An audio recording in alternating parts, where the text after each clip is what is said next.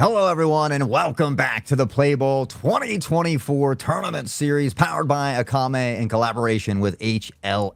$1,000 on the line today and a chance for that spot for that grand finale in December for that $10,000. I'm still in the booth with the legendary Orbital, and we are ready to bring you some Apex Legends. Yeah, for those that may not have been too in tune, even though we got hyped, it was just a warm-up round. It did not mean as much as we were hoping, but it did give us some insight. Namely, I believe it was a Dayfly. Dayfly came out with, I believe, 7 or 8 kills in that game, in through the messy as well as the very concise. So that is one of the players that we do want to watch for. Now, to keep in mind, once again, we are going right back to the same map, but the pointing system, remember the big part about this, you have to hit the threshold of 55, and as soon as you do, you are eligible to get a dub at the end. That is the most important part, so we could be theoretically seeing 5-6 matches roll by before you even come close to getting that tournament winner. Yeah, and I agree. Between Dayfly, I think Divik, we saw take out Dayfly at the end and get the dub. These two teams could be battling back and forth all day here, but that's the interesting thing, you know, RNG is a little bit of a factor here, these rotations coming into play. So any given Sunday, as they say, this is the first round that is going to matter. This is where it starts. And of course, at the start, we mentioned, are you going to drop close to anyone? Are you going to get a little bit messy? And it looks like Inferno have actually found one. And Inferno was a squad that I don't think we saw too much of. Of course, gamers in there, the CSG squad ready to roll through with TRZ as well. So there are a couple of names that might be able to bring some damage down, but at the current moment, you're still hung up on not having exactly the best in the pocket. You're really just running with what you want before you get chased. Yeah, you know, sometimes that's just the way it goes, but it looks like gamers and crew trying to make their way up into the hill here, looking for a little bit of additional loot. The Spitfire is a phenomenal weapon, in my opinion. We don't see a lot of it, but just the sheer fact that it holds so many rounds, you have the potential to drop a few members at once. Of course, now is looking for that triple take. We'll fire off their shot before continuing to catch up with the team. It's a warning shot, or you know, some say a welcome shot, one or the other. But inside of here, for Inferno, they were specifically saying, okay, you know, we don't want to challenge, we don't want to fight inside of the camp or inside of the climatizer. You just don't want to get into that ugliness. So for right now, you go to a little bit more controlled looting, I think is the best way to put it. But of course, they got to get running. Zone 1 is pretty dang far away. If I wasn't mistaken, I think it landed closer to Mine Pass. So it's going to be a little bit of a wandering path all the way down there. So we'll see how it plays out. Now moving over to Jaguar, you can go ahead and see that Newcastle rocking out. This is a much more stalwart composition. This is not one that you're going to be able to, you know, outmaneuver your opponent. This is a plant your feet, fight for your life type of style. Ooh, all right. So our first meeting now. Let's see it. Yeah, right out of the face, just a hailstorm of grenades raining down at the moment. We see Arab looking to back off toward his team. Lethal in the background as well. Shots ringing in both directions here. Kuro up top, looking to pepper down, but now Bubble from a decent distance here will gather some shots. 36 to the flesh there as well, trying to make it across the train tracks, backing off to safety. The rest of the crew is there, but I like this little bit of a crossfire coming in from Dash. Also fading at the very northern peak. This is close to the storage room and survey camp. And this is one of those moments that you do really have to decide, hey, are we actually going to fight or are we going to try and run? Those are your two options that you have right now. And it's such a dangerous path to take, by the way. I will always say this. It has to be careful. You have to know when to run and when to fight. Goth on the other side, by the way, is annihilating a couple of members. Gets a kill for themselves. Very, very nice pickup, so we'll have to keep track of that one. It's going to be a nice little rain back out. The storage room has been completed, and Dash and Squad had to realize, well, now we're kind of stuck here. Let's go ahead and loot what we can and get the heck out. Yeah, we've seen a handful of flatlines and 301s already, been rocking the havoc there. So, again, everybody kind of having their own little preference, so to speak. So, locking down the top of the map. We're going to head on down to Flare here as well. Over by this train station, looking to gather some loot. And what do you think? Are you a flatline? Are you a 301? Do you have a favorite? Neither, because again, as I mentioned before, I can't shoot for crap. You know what? Give me the longbow. Screw it. I'll just rain arrows from above and pray to God I hit something. I love it. I will.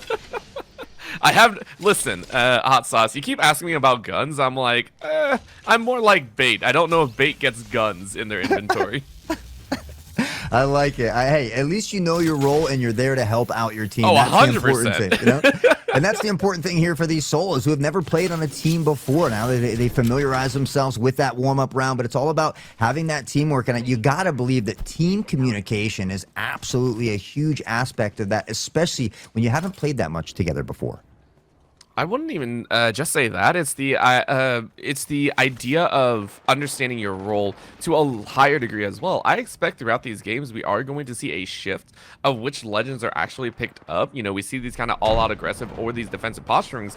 There is a moment where if you're one of the lower performing teams, you do have to decide, hey, we can't do this enough. Right now, though, we are into a little bit of firefight. Willow and the squad are actually duking it out against Predator and Pre-Avengers. By the way, great name there. But it's a long-range battle. At this point, you're just getting a little bit of uptick damage on the southern side of the map. You don't have to go too hard. Yeah, and that was Divik and them who did win that warm-up round. They have GXM Knight on there, who we'll see maybe going up against his teammate Murda, who is on, I believe, the Nova squad as well. So maybe some fun times to be had between those two. But right now, certainly one of these teams to watch here is Divik, the other being Blast, which has Dayfly on it. Mm-hmm. Big names that we got to kind of sit there and go, hey, is this going to work? We mentioned this before as well. Hey, even though you did good in the warm-up, it doesn't necessarily mean you're going to be an OP player come this next round, because this time around it's a little bit more open in terms of the territory. Remember how tight-knit it became in that final battle? This time around you're fighting around the Harvester. These are very open territories. Maybe a building here and there, don't get me wrong, but I do fully expect a lot of these around, I want to say, Zone 2 and 3. I am expecting to be a lot more open territory battles, and the fragment damage is going to get very interesting. Yeah, 15 teams and not a single team has dropped yet. So, but these teams being a little bit more methodical, but we can see Knight right now raining down a hailstorm of bullets with that Spitfire. Ooh. Just chomping them out, looking to get to safety. We're going to jump over to future streams, who we saw have a crazy escape and able to bring back both of his teammates a little earlier. Lethal and crew tucked inside the house and in a lot of trouble here. Blakey's going to go down, and once again, it's the Zakimbo Mozambiques. It's just so good for flushing him out, but how much time do you actually want to spend? You got the knock, you got the damage, and now you get to bait the edge. I actually really like this call. You go ahead and back away, and you force them to burn. Take a look at this. They don't actually have that much. Dash and the rest of the squad are sitting on low shield output. This is going to be such a dangerous territory for them to try and get back in. They are going to take that zip line up and hope to God that they can fly their way out, but I mean, I don't know where they're going to land, that they're actually going to be safe. Yeah, luckily the ring, it does a decent amount of damage, but they're still early enough to where it's not detrimental to your life. So able to get back here to safety. We saw them in that gun battle at the top of the map earlier, but we're going to cut over to Otaku and crew, who we saw putting in some work in that last one. Unfortunately, they were taken out near the end, but there's Goth on the other side of things as well, who we've seen their name in the kill feed a bit. Goth is now actually the one being pinched, by the way. Echo were able to get a nice little jump early, and you actually watch Goth's HP just get shredded. There was nothing else behind it, so very nice piece of the puzzle. The Harvester is currently being occupied, though, as Echo and the rest of the squad are trying to push forward, get a nice position, moving into zone number 2. And I said it before, I love the macro style that a lot of teams do need to play. You need to know the positional factors. You need to understand when you need to move and when you need to play safe. Echo is running also, I want to say, a very aggressive composition out here. This is just full on play smart, play hard, and hope we get some kills behind it. Yeah, and I think that's what we kind of talked about earlier as well, is, Valkyrie's super strong right now, Newcastle. There are a lot of these great legends, but maybe players just feeling most comfortable on the legend that they run all the time. So not necessarily seeing what's true to the meta right now, which I got to say, I actually truly enjoy. I mean, to be fair, Revenant is still a very high priority for a lot of players. It's not like there's, not a Revenant pick anywhere. So that's why we are seeing it be one of the other ones. But here is a little bit more standard, like you were talking about. Inferno running that Pathfinder, trying to get into the mix and see how hard they can push. Of course, they did lose one, so Gamers is currently down. And you can see this peppering. It's so dangerous. Kuro and Legacy do have to play a little bit safer, have to get out along the edge. But they're swinging hard, and they still have to punch in. In a minute, they are going to be closed in. It's a dangerous spot to be in, so let's go ahead and take a look at the rest. But Goth is able to shield back up and is now going to rush forward.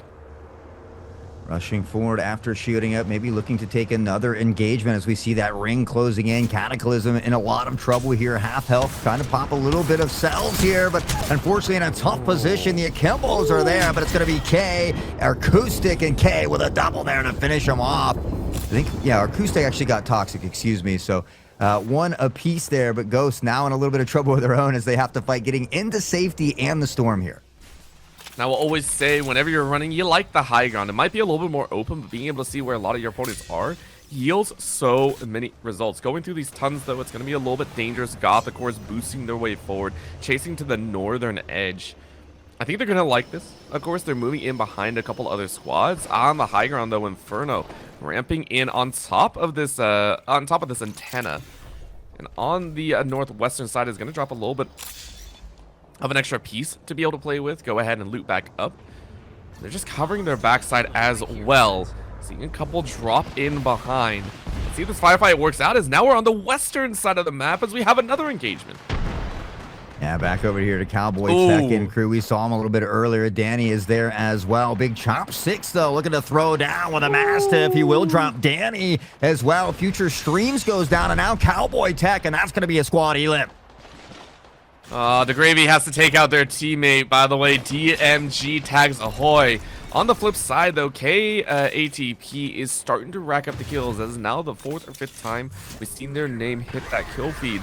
I'm very, very curious to see how many they've gotten in their own right. A little bit more centralized as Maverick and the rest of the squad. They are chilling after that elimination. They go ahead and loot up, get a couple more grenades on themselves, and the batteries are distributed. So I'm liking it. I am liking what they're throwing down. Not only that, optimized zone control for the next round. Okay, again. Back in the kill feed, finding another, and that's going to be kill leader for K there, I believe.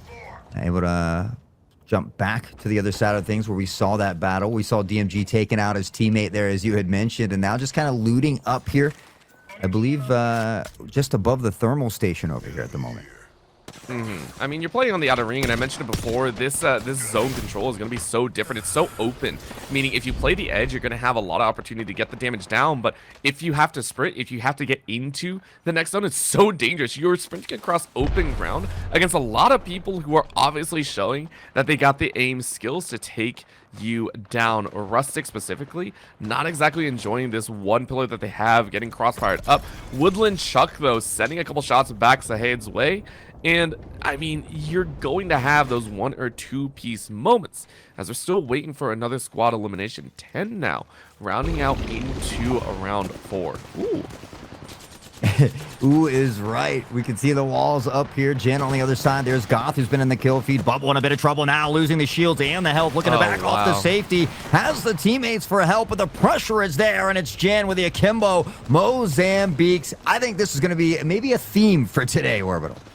Not just that, we have to keep eyes on how many shields they currently have. Dash was running on only a blue and Norms, and that's not what you want to see this late into the game as well. Because of that, you give over a nasty amount of kills. By the way, Jen is on the same team as K and Goth. That is now the kill leader pass between this team. So we know that they have at least 7 kills to their name, which, if they get first place, is an automatic 20, which would be such a crazy number. Well, I say that because they need one more, but I think for the squad, they're in a soft, really good position as well, but they're on the low ground. Take a look. Middle ground currently occupied by Predator, as well as Butter My Bread and Notakai. Yeah, up top there, the thermal station. It's a nice, safe place to be as well, especially when you've got Sheila up here with you, and really just kind of setting up a command station up here now, raining down, and that is a dangerous position to be if you're on the other side of Sheila. Look at the shields just being cracked left and right. That was just angry. That's just angry play. Dayfly, though, going ahead and bleeding out a few on the other side, getting the kills that we mentioned are so necessary. What a shot charge rifle. Having a blast there. It's a nice little piece But now the backside is going to be run into here. Otaku Black realizing that they're in a little bit of danger spot, but Kess comes in to help out, and that's actually K and Goth, the rest of the squad that we mentioned being such a high priority, getting locked out at squad 8. That hurts. The rest of the squad coming in for a third party. This is going to be Predator and the rest of the squad dropping down from mid on Thermal, instead fighting on the outskirts. Are they going to get more? Yes, they do. Predator is able to drop Otaku, and that's a very quick kill. Gets a second behind. Another elimination in their pocket means that the points are racking up very quickly.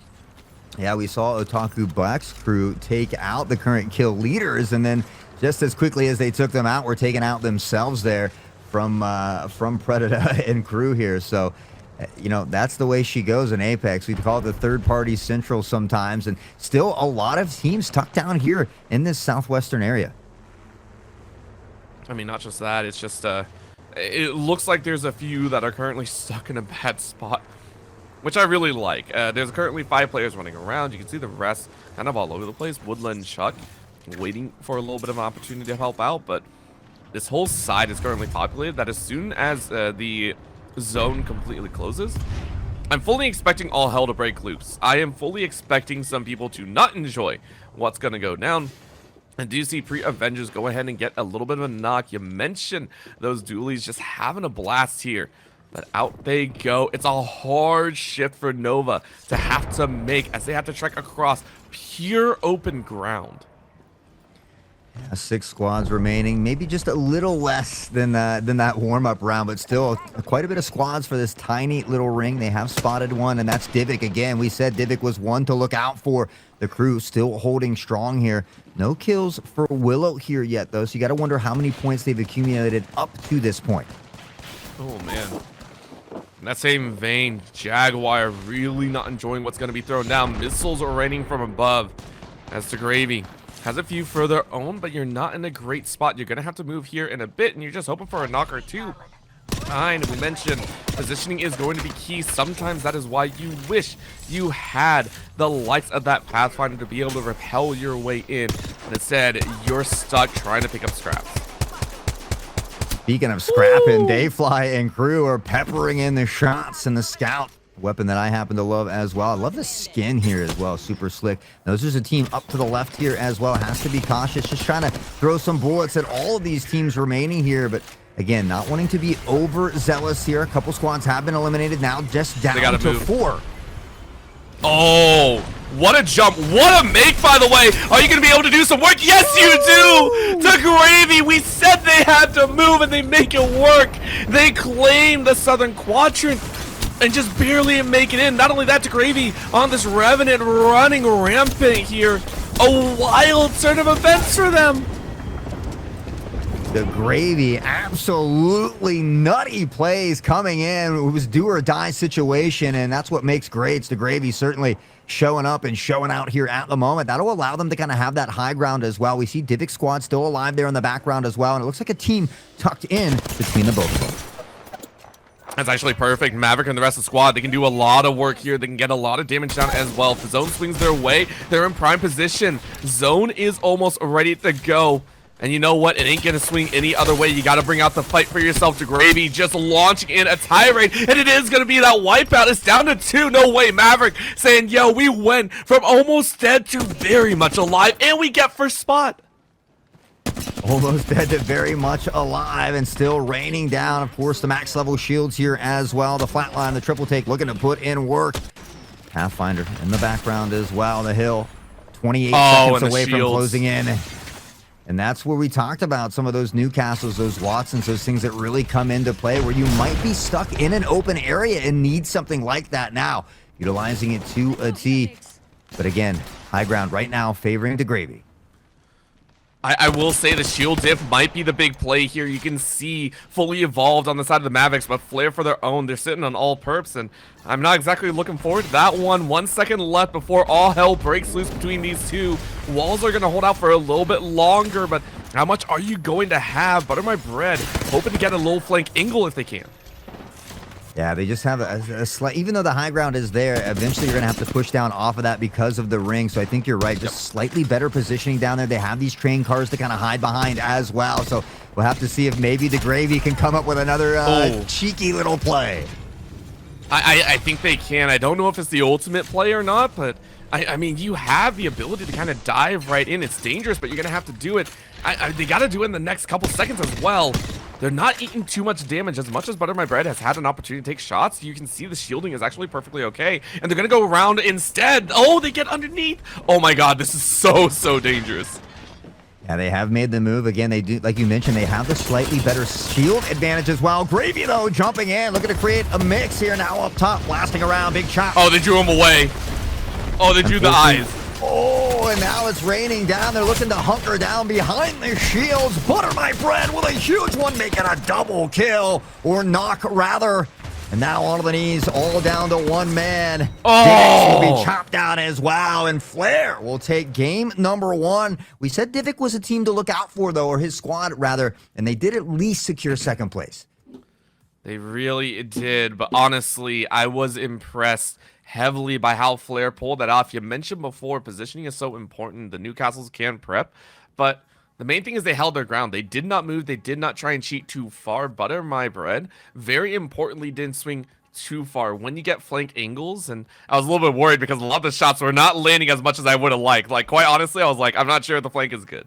But you apply pressure. You don't allow them to move for free. That's the main point. You saw how hectic it looked for Maverick. They had 2 choices. Either you dive in from top, and that's worse, quite honestly. I would have done it for fun because, I mean, the Gravy did it earlier, but they had to choose a lower route. Because you chose a lower, you had to send someone in as kind of that bait once again, and it just led to a very rough situation. So Maverick, they played it about as well as they could. Quite honestly, I thought they were going to go out at 4th, but they got 2nd. Way better than I thought. Great start to the match, but Flair on top. Yeah, and I like, the Gravy hopped over the wall there and kind of had all the members looking inward toward him. If they could have maybe got someone up the backside of that lift to kind of crossfire there, maybe they could have had something happen. But we saw those cheeky shields coming out as well from Rampart. It was tough for them, I think, to break that, to get in there. There was just so much damage being done. And even though they had that slight shield advantage, positioning, it's so big in those final rings. And I think it's going to get even worse later on because I want to talk about some of these kills, which, by the way, huge ups to our production. Make sure we get the points right away so we can talk about these. That was 20 points for Flair. They quietly accumulated a massive amount, 8 kills and first place. Very, very solid. Maverick, to their own, also getting 7 just right behind, but because they play second are at 16. The one that I wanted to watch for, I believe it was Atomic, the squad that we watched get multi-frags out, were kill leaders for quite some time. They only had 10 points. That feels so bad for how far you went, for how high up you went as well.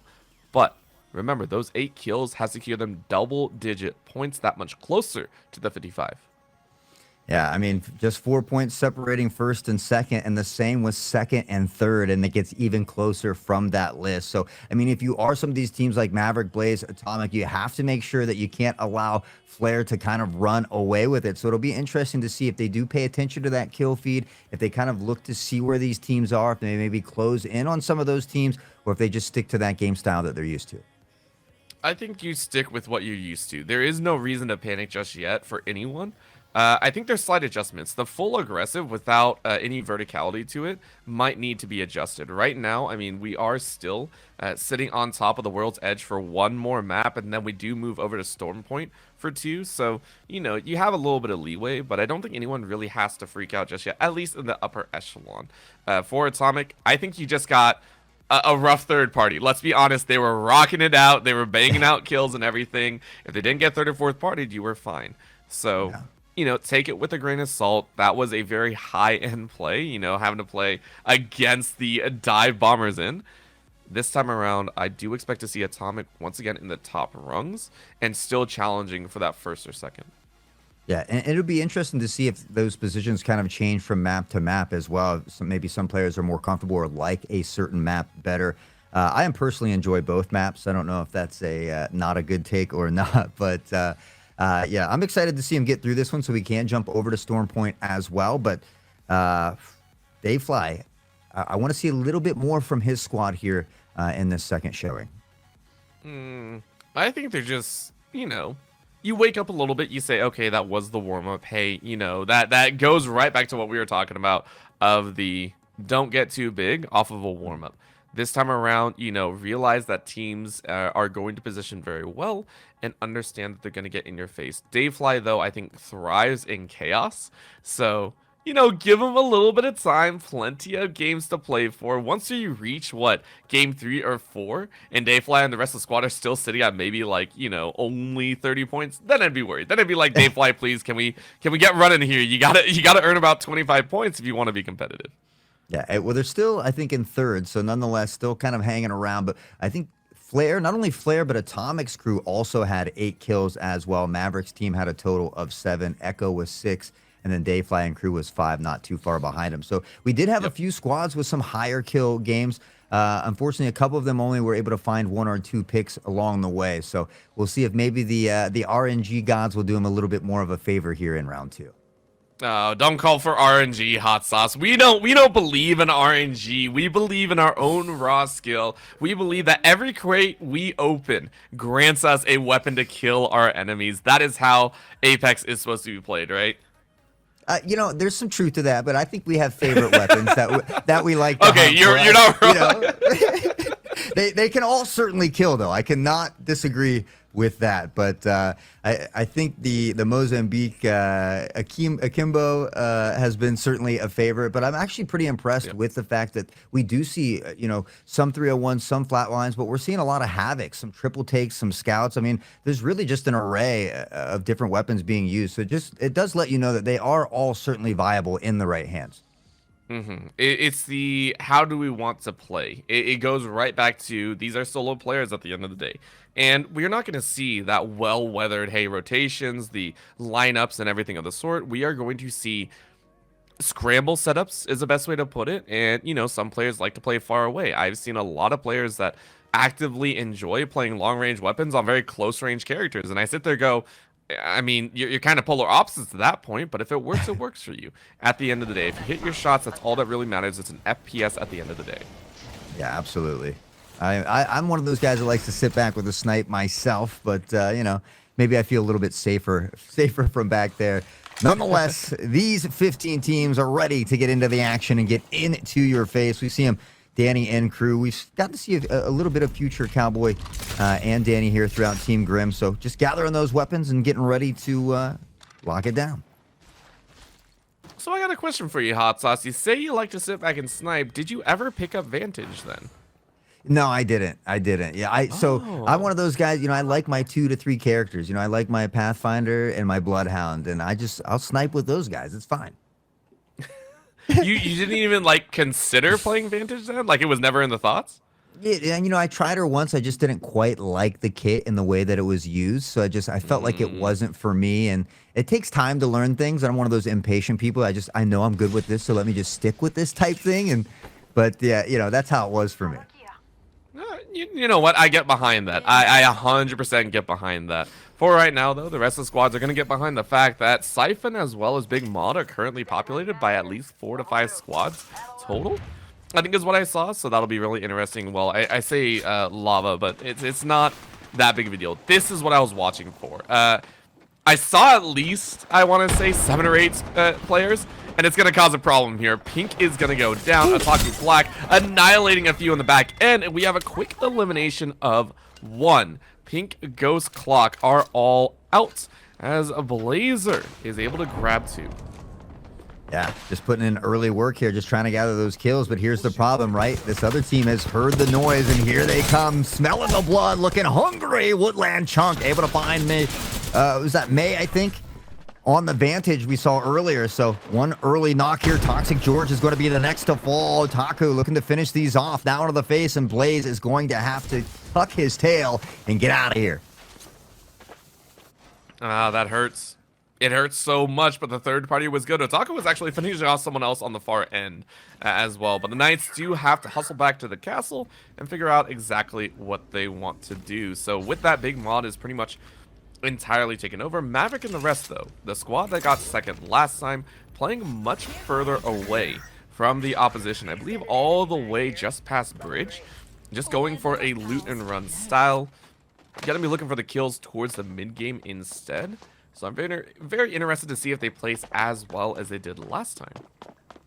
You know, and I think that's kind of the nice thing about getting first or second in that first round. You can be a little more cautious. You can play back. You can look for those higher positionings, that first through third place, because if you make it that far, at some point in that final round, you're probably going to find a kill or maybe even one squad wipe. So, again, I think that positioning is just a little bit more important here, and I think some of these top teams can now kind of use that to their advantage. So I would only disagree for the fact that second and third get nothing, right? As much as I would like to sit back on your kind of your well done game one or anything like that, this is one of the few times that I'd actually say I don't want to see that as much. Now the early stages, sure, but I don't want to see anyone settle for, hey, we are going to get second or anything.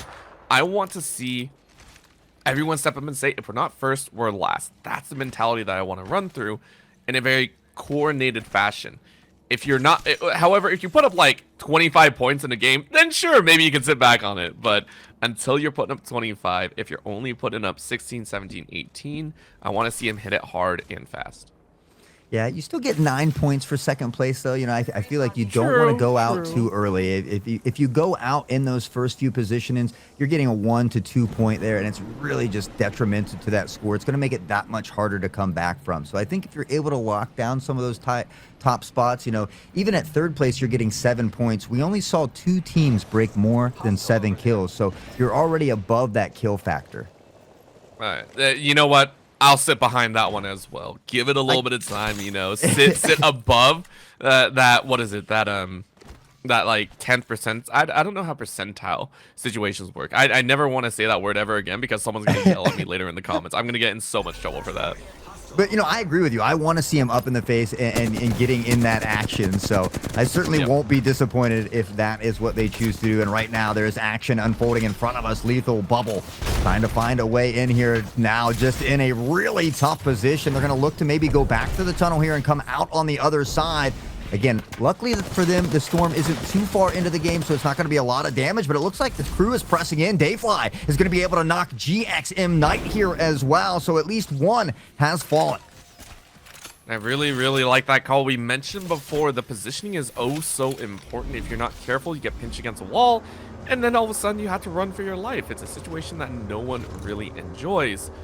And I think for Dash, you're realizing that, hey, this round we really do have to survive. We don't really have a choice either, and you know, we'll see how it plays out. But for Dash, remember, they placed all the way down, and I want to say 12. They have a grand total of 2 points. They need quite a few more, but you got to go ahead and heal up a little bit. You don't really have a choice in there, and you're gonna go ahead and play this along edge. Pray to God that you can scrap and pick up some pieces throughout some of these buildings. Yeah, Arab dangerously low, able to pop those syringes though, and should be able to make it to safety. In the kill feed though, we see Butter My Bread collecting a down and a kill onto Sensei. So the previous winning squad already beginning to put some notches on the scoreboard. We mentioned this before, right? I think you and I talked about it.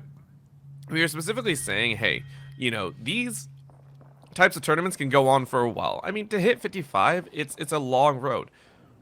However, if a team consistently hits 5 to 6 kills and gets first place, we could see game over theoretically in 4 games. It could go very, very quickly. So if we are going to see this flare, they can pop things up for themselves and really just lock away those $1,000, which is, you know, at the end of the day, not just a small stack of bills. No, not at all. And then not only that, but you get an opportunity to play for $10,000 later in December as well. And Flair put up 20 points in round 1. So if they can get anywhere close to that, you're absolutely right. No way. That can kind of, yeah, that can really kind of help because they got 8 kills and then 12 points for first. So a total of 20 for Flair in that round 1. If they can continue to do that, again, it could be smooth sailing in that second half, but you never know. Things could change up on Storm Point. Gonna have to get through World's Edge first, though. Yeah, I also noticed something else. Atomic, I think, just got locked out. K, I watched him go down. I don't know if their whole squad got annihilated, but I think they did. And Atomic was another squad that I think was one of the higher kill counts. They were one of the squads that hit 8 total. Yes. If they're gone now, that means that they have secured, what, a measly maybe 5 points painful out for them. So we'll have to keep track of that one. We'll have to absolutely keep track and see where they're currently at. But right now, moving into Zone 3, or at least the closing of Zone 2 here in a bit, teams are going to have to start moving into that western quadrant. It's going to be quite dangerous. Cypher, another squad that we really haven't seen step up too much, are sitting on blue shields only and playing this eastern side. They're a little bit worried about their backside, though. You can see the pings going down. Hey, we don't want to get into too much of a mess. We just want to play smart, get ourselves into the zone next. Yeah, and going back a little bit there, if they were knocked out already, 11th through 15th only gets 1 point. So that could spell a little bit of trouble for Atomic. You mentioned the only other team to get 8 kills, resting in 4th with 10 points there. But, you know, again, that's another interesting thing that you made there as well. You're talking about someone with blue shields as well. You don't want to get in too many crazy engagements, find yourself third party, but you do have to take some smart fights because you don't want to be in that final circle sitting under shielded. Well, I mean, if you're Flare, you're more than happy about it. What was it, like Perps sitting? Like, they weren't too worried. And granted, Perps to Reds doesn't really mean that much, I would say. Correct. I mean, the shielding factor is great. What you don't want to be on is blue only, and then you're like, well, this sucks. I don't like anything. However, we just saw it down, by the way. I believe Jaguar got a beauty of a shot. Butterfly Bread is actually down and now finish. Ooh, so previous champs being taken out. And this is from DeGravy, who we saw fighting them in that previous series in the end to take 2nd place, and now just kind of hovering around, tracking. You can hear the shots ringing out, and we take a look as Big Chopsticks looking to come down and finish them off. Newcastle's there as well, trying to get the team back to the feet there, backing off with that shield to safer positions rather, but still kind of tucked down in this valley, and they could get locked in here. The valley could be their death, but Jaguar showing up pretty dang big. Maverick and the rest of the squad saying, yo, we really want that 1st place. And it looks like they got it. I think that's Predator going down as well. But they need to have the full finish. If they do, they'll have knocked out the 1st place squad. At the current moment, though, DeGravy getting a perfect shield very early on into this game, by the way. That is a hefty shield to have for round freaking 3. Like, that is a crazy fast one, in my opinion. He's just been absolutely nutty with it, chasing down these fights, finding the kills, and if they could find a way to knock out the crew, that would leave them with a 2-point finish for placements, getting in 9th or 10th around there. So that could be a huge upset, a huge change in the swings of the scoreboard, but I think one of those members was able to sneak away. They are. I mean, that could also mean the difference between, you know, getting everyone back or not. Of course, I'm not sure you actually want to go for that revive. Take a look at where that beacon currently is. It's just straight out in the open. I would not want to take that chance at all. Woodland Chuck, though, getting a nice swap down onto the rest of Boss and Gravity.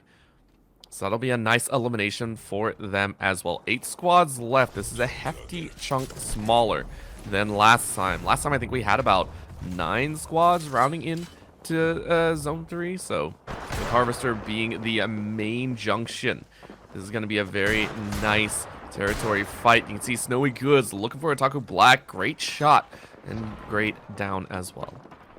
I'm a little sad. It looked like nobody took the bow check there as well. I absolutely love that weapon. I was hoping to see some of that. I thought maybe potentially they were going to sit up top and camp it, but they have moved on. Gravy has found another down with those Mozambiques. Snowy found a down onto Otaku as well, and now the Rampage looking to rain down here. Could boost it up. One has been spotted below. Shots will ring out, and it's strong stream dropping Kess. And that is not good. Kess has been another one, I think, on the team of K as well. They've been putting in some work here, but an early elim could spell disaster.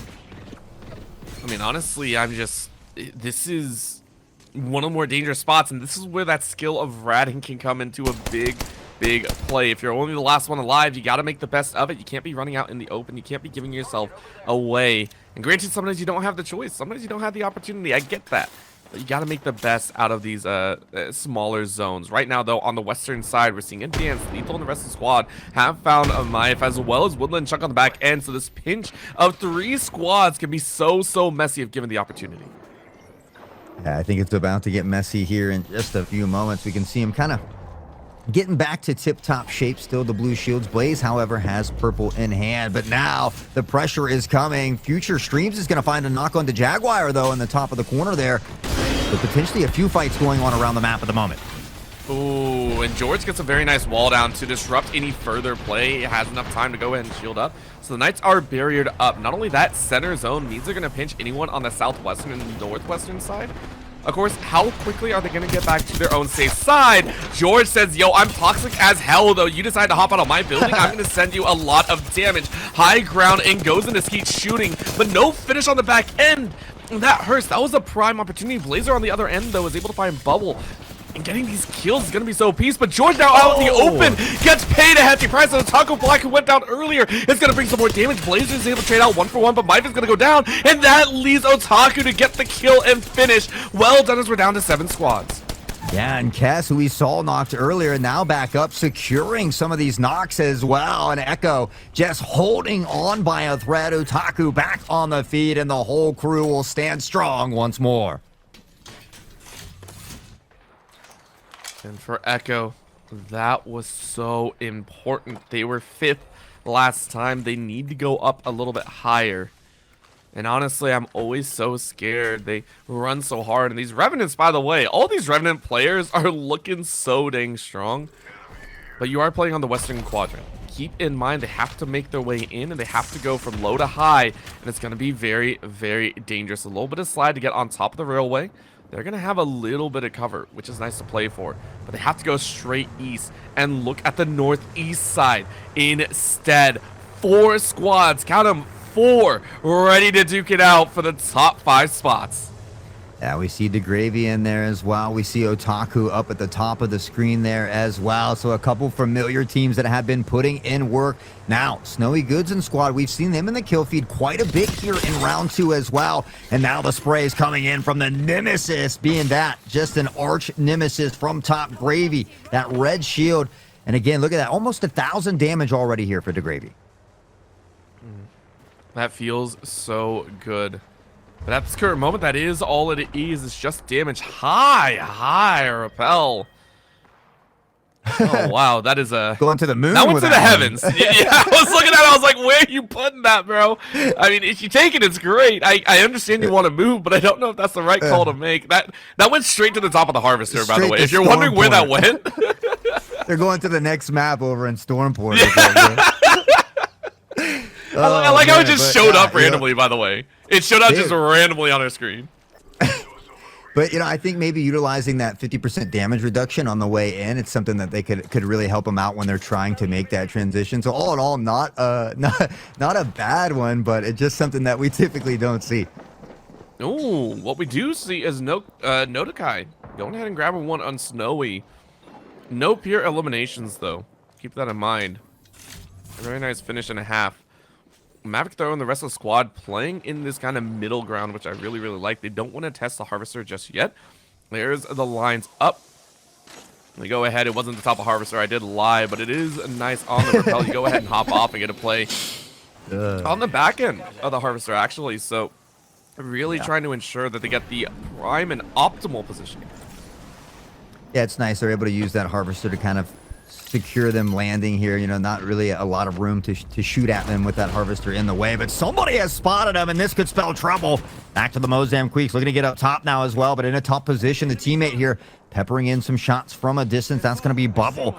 Nearly 1,000 damage as well. A kill on the board and 3 assists. So you got to believe Team Dash here has certainly put some points on the board. Unfortunately, they have lost a member. And now from the backside of Harvester, shots coming in both directions. Lethal has spotted one, but now they are in a tough bind, Orbital. And that bind is going to be a little bit worse as well. Down goes Bubble, who has been popped, and Lethal is going to try and get them up. Thankfully, the big point as well is the fact that you may not be zoned. I say that, and as soon as you do, Bubble goes down once again. This time around, though, you're going to have to try and run. You're going to have to try and get safe, as the rest of the squads are all going to wipe each other on the top side. Are you kidding me? Attack Black is going to go down. Future is popping off, but not enough in time. And remember, you're playing for top of the 7. It's so dangerous. Look at that Future laying into them. Notokai is going to fall as well. This is just game freaking 2, by the way. Future is racking it up.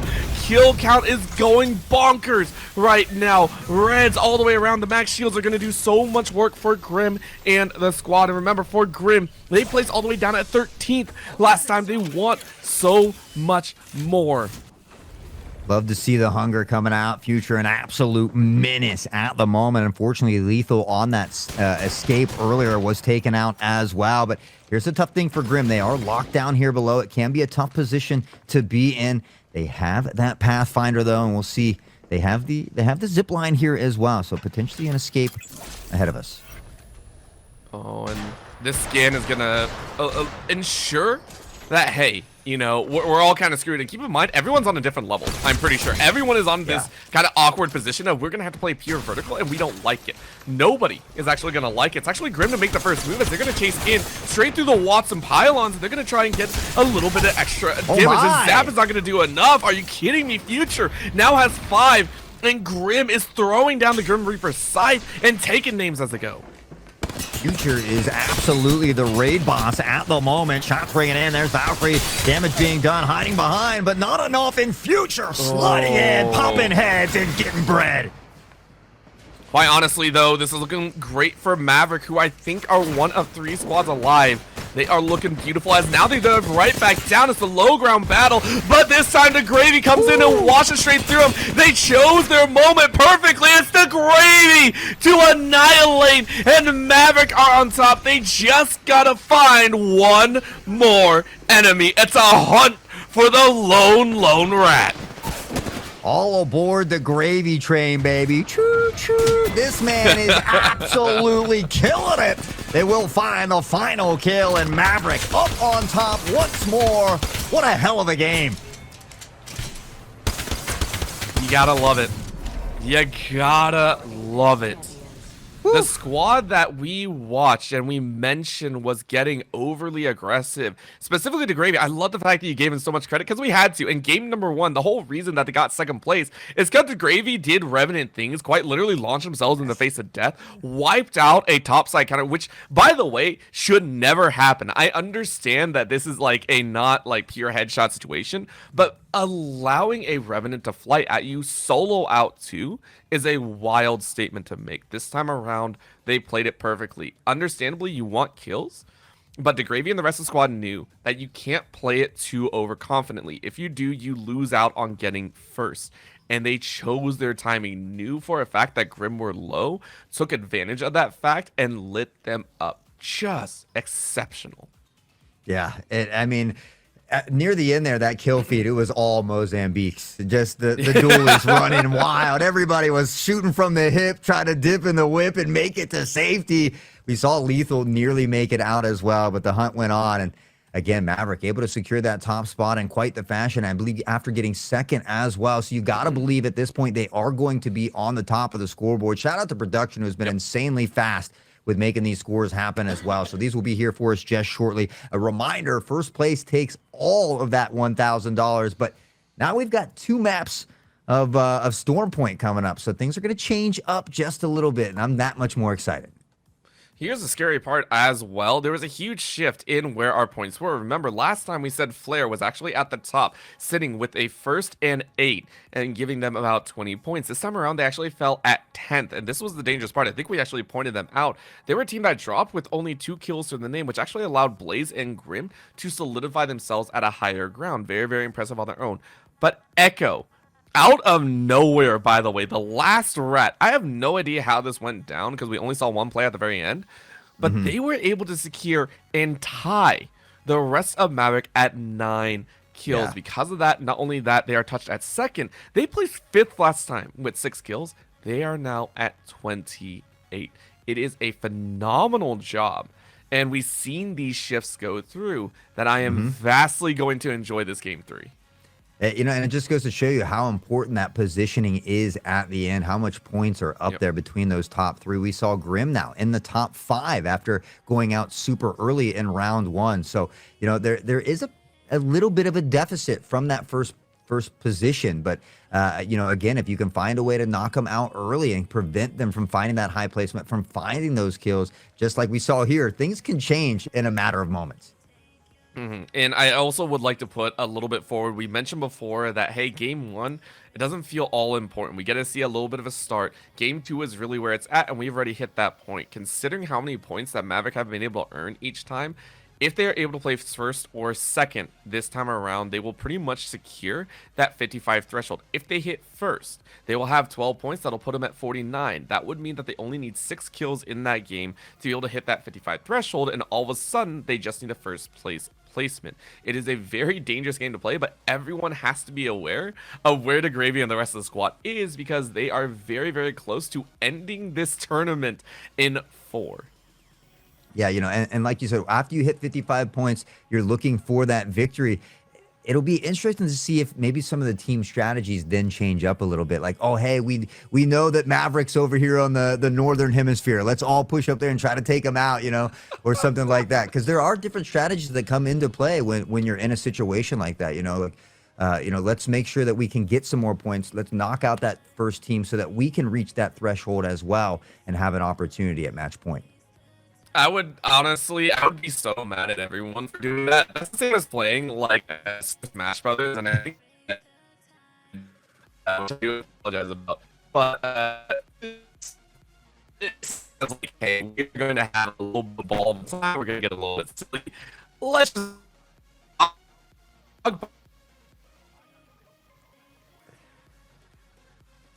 Yeah, you know, and I'm one of those kind of evil guys who would be instigating it. Listen, guys, we can't allow them to win. We got to take them out. So, you know, maybe I'm a little cheeky when it comes to that, but nonetheless, guys, I think maybe a little bit of technical difficulties here on the orbital side. Hey, I'm back. There it is. And just as handsome as ever. Always a pleasure to be in the booth with you, Orbital. Of course, and it's been a good time. We're about halfway through this SharePlay League tournament, and I can't wait to see if we continue. Remember, if we all of a sudden see that drop of the rest of the squads, if we all of a sudden see them kind of fall away, it can shake things up. We can go for a very, very long time, and to me, that is the most exciting part, seeing which teams decide to step up at the right times and, really get that fix. What we have understood, though, is Valkyrie is not as important. At this current time, I'm so sorry, Hot Sauce, I haven't seen a Valkyrie yet. No one is picking her up. No one's saying, hey, it's very important that we do get that aerial combatant ready to go. It's still kind of that ground play. The Pathfinder, the Revenant, that Lifeline kind of tossed in there. We see the Newcastle have some value, but we're now getting into open territory on Storm. I'm only assuming we're going to see even more so. Yeah, we did see the Newcastle at the end of round 1 hunk down in Dome with the wall up, but we did see him kind of secure that victory at the end near those sky trams there at Thermal with that wall as well. So at least we've seen some Newcastle. I am really surprised that we haven't seen Valkyrie. Maybe they're not hip to the new patch, or maybe they're just playing with what they're most comfortable with. This is a little bit more bigger map. This is more open map. So this could be potentially a great spot for Valkyrie, but like we kind of talked about, a lot of times they just play with, what they're most comfortable with, and they are solo. So maybe their teammate that normally plays Valkyrie just isn't on their team today, and that's what we're seeing. Right now, taking a look at Nova, who are currently sitting, I think, in the top 10, sitting on about 8 points total, so really hoping for a little bit more in their own. And Onyx as well, sitting just above them, or actually quite a bit above. I believe they're sitting at 7th or 6th. So a lot of teams currently rounding out, but this is a very southern quadrant side of the map, and I am liking it. Already a squad position right inside of that crevice. This could get very dangerous very quickly. Yeah, I always like to work from the north pad or the north point of this map, but obviously the barometer, there's a lot of popular spots down in that southern and southwestern hemisphere. So it'll be interesting to see how they all play out here. But already early in the action, the Lord Boss has taken out Goth, who's been a juggernaut here in these first couple games, but that could be trouble. Ooh. I mean, for Echo, they're a squad that has really shown up in the last few, but how much more are you going to get? Yes, you took out Goth, but K is still alive, and the rest of the squad here for Atomic. Again, I am still rooting for Atomic. I really do want to see them prop up, but that might be a KS. Nah, it's a Taku to still throw a down. It's a nice little finish for the rest of the squad as we see the quick dive out. Echo say we got our one piece. We're going to go ahead and line things up to go ahead and gather up a little bit more as we go ahead and head to Thunderwatch. Yeah, I think it's good to take the kills when you got them, get the, pad on the shields, but ultimately don't deter too far from your game plan. Make sure you're rotating into those good positionings, finding that loot, making sure that you have a plethora of, batteries and cells to kind of carry you long as well. So I think it's a smart decision to kind of get in, get out, make sure that you don't get third-partied here as well. But Woodland coming in with a Mastiff yet again, and that's going to be Nova who falls this time. Oh, man. Echo showing up big. They found the plethora. They got the perfect start here. Third elimination, maybe a little bit more so. So far, they're looking good. On the other end, it's Lethal and Bubble to go ahead and annihilate another squad. And that's just one to go down, by the way. Echo has been picking up little stragglers, but that's a full squad out. Lord Boss is able to find Goth as well. Looks like the high ground is held by Kay and Jen, trying to avenge their teammate and actually do. Lord Boss goes down. The Lord Boss going down after finding one, and again, it's going down to Kay on those Mozambiques. As we jump over to Kay and take a peek here, rocking the 301 right now, has an extended mag, so all in all, found some good attachments thus far, some quick shots, and that'll be Tora who falls as well. Now potentially 2 down. Are they on the hunt for the third? I don't know if you want a hard chase for it right now. This is just shots go out. Kay waiting is able to finish him off. And it looks like Kay is now the kill leader with 3. But it was more out of necessity than opportunity right there. You got to pick up your teammate and get ready for the next barrage. Yeah, I mean, that's great, though. They're able to find that pick, secure the squad wipe. Should make it a little bit easier to get this revive onto Goth as well. And I think there's one just about 128 meters away from here as well. We can see the teammate there waiting patiently for the banner to be picked, and the respawn will come in. Atomic will be back on their feet. Overall, I'm still waiting. I'm still waiting for what's gonna happen next, and I'm terrified. Again, all these lobbies have been so, it feels back and forth. Every so often we see a team really step up, we see another kind of fall to the wayside. Outside of Maverick, it feels like everyone else is kind of up in the air. So I like the fact that we are watching Atomic really set themselves up for success. And if they're able to make these moves, able to get around and gear up as neatly as they can, I fully expect them to be a top contender, really reach into that 5th, 4th, maybe 3rd place finish. Any place in the top 3 I wouldn't be disappointed with. Obviously, you want to get some of those extra kills when you can, and of course boosting up that shield along the way, whether you're shooting some of those flyers to help do so, is always beneficial. Now butter my bread, we see the crew up top raining down. They're going to find Cowboy Tech here as well. Future Streams, who had a phenomenal game last game, struggled in game 1 though, could find themselves in trouble on the run. Butter my bread coming down with a fiercest, and the bolt absolutely electrifying. They're pissed. They are pissed right now. Flair is like, yo, we got dropped at 10th last time? Nah, we gotta show them a what for. I love it. I love it all day long right now. Yeah, absolutely. I love it too. And again, I mean, they were hungry, right? They found that knock, and Butter My Bread was just down there in the face, in the mix, making it happen. And it's always, great for them, able to find a couple early kills here as well as they work toward great positioning. The barometer, such great high ground, and there's so much open space around it, right? So you can kind of see people coming for miles. I think it's going to be, I mean, it's a good position to have, but that's as long as the zone actually hits you. I think that's the other side of it. You're like, okay, it's a great spot to be in, but pray to God that we get to stay up here as long as possible. You can see here, Flair, just, they're waiting their days out, plenty of time, and no real worries. The main thing is I really do hope that they're fully kitted out. I mean, the Scout and L-Star isn't bad, and I mean, they got the long-range artillery, but I'm really hoping that they feel like they have enough and their shots are good enough to make it worth. Yeah, I mean, we saw him drop one with that charge rifle already, which, again, it's another weapon that I don't get to see a lot of more recently, but always viable in the right hands. That's the great thing, is you can utilize any of these weapons based upon your play style. And right now they're doing a great job from Barometer. We'll take that nice overlook, that beautiful view of Storm Point as we see all the teams fairly evenly spread here at the moment, just looking to get right with the the cells and the batteries, and Future Streams has 6 bats on deck, and we saw him able to find that escape in that warm-up round and bring his teammates back. Gonna do it one more time here when it matters.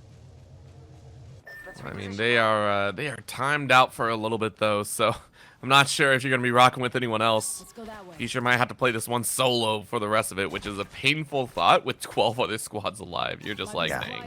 All right, thanks, guys. This is exactly what I want to do. Jaguar, for their own, hunting for a bit of extra. Just going ahead and tapping away on some of these other little NPCs. By the way, I hate spiders. For the love of everything in the world, I hate spiders. Me too. I'm with you on that one. So shooting some spiders is always great. Now here's the interesting thing. This isn't very far from Barometer at all. So you gotta believe that they Flair's probably hearing this audio cue right now as well, and maybe potentially getting set up and prepared for this team that could potentially be pushing in their way. Excuse me. I think the main thing that you're really worried about is someone else, though, as Future is able to drop 2 on the back end. Rustic is down again. So as you mentioned, Flair, what do you guys have the work cut out for him? Hey, do we want to look north? Do we want to look west? Do we want to look east? We can look every direction. It's what you're going to do with the information at the end of the day. If you give away your position, I mean, it's quite obvious where you're at. And, everyone can kind of pinch in if you so wish. But it's a whole other factor if you go ahead and just light everyone up. And that is what we're going to really talk about, which is trigger discipline. You got to make sure you are smart about where you decide to pick people off. Like right now, Kess is once again meeting up with the rest of K and Jen. I think this is their 2nd or 3rd time meeting in this game alone. Yeah, and unfortunately for Goth, back down at the moment.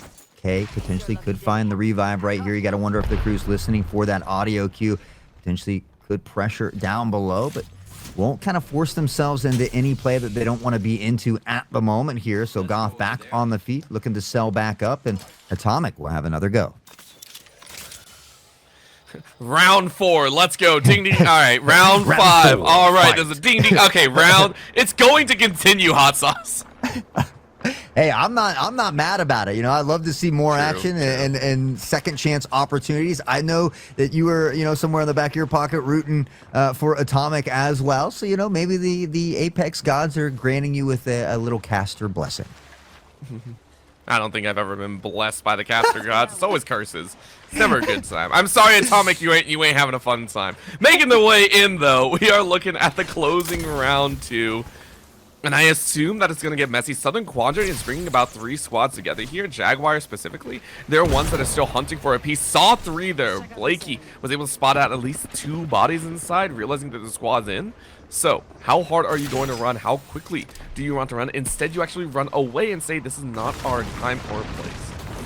Yeah, and I think that's a smart decision. Sometimes it's hard to make those decisions. You can be eager to want to take that fight, to just throw some shells at the opposing enemy. But, sometimes it's the best decision to kind of fall back, regroup, come up with that secondary game plan, make sure that you're not getting overzealous, and, just take a deep breath and reset sometimes can go a long way. I think also just ensuring that you're not getting too far ahead of yourself. It's a nice one to work with. That's a good snipe, though. Breaking a little bit of extra damage. Flare for their own. At this point, I think you are just trying to get that damage down. Even though they had the high ground, the shields are very, very lacking. So you want to get that extra fragment. You want to get those extra pieces in and try and get perps while you're up here. If you can, that'll be the best time for yourselves, as everyone else is already kind of positioning themselves inside of the building, taking away that vantage point. Yeah, we can see Predator spotting at least 2 separate teams at the moment, looking to fire some shots down range, potentially work that shield up a little bit. We see Lemmy there already in the red shields as well. Of course, Rampart getting set up top with the rest of the crew, and I feel like that's a solid squad. Still just kind of, they feel very comfortable holding down the top of that barometer. I'm always kind of impressed whenever teams opt for this. I don't want to say it's a super bold strategy or anything. It's very common, but it's more how long you opt to stay up here, right? We mentioned before that the zones really do have to collect on top to make it worth your while. And after a while, the longer you stay up, again, the less equipment you technically have to work with. As long as you're hitting the shots, it doesn't matter, like Butter My Bread is. But if they stay up here for a full extra round, I'd actually be a little bit worried, because they're going to be walking into this with, what, blue shields? I'm not exactly thrilled at the thought of that. Yeah, it can be tough. I mean, we see him right now trying to pepper in some shots to find some more shields, but honestly, only 48 spare rounds in that charge rifle there as well. Not sure what he's rocking with the Volt, but Pink and crew from behind has spotted him up top and maybe looks to knock him off the pedestal here.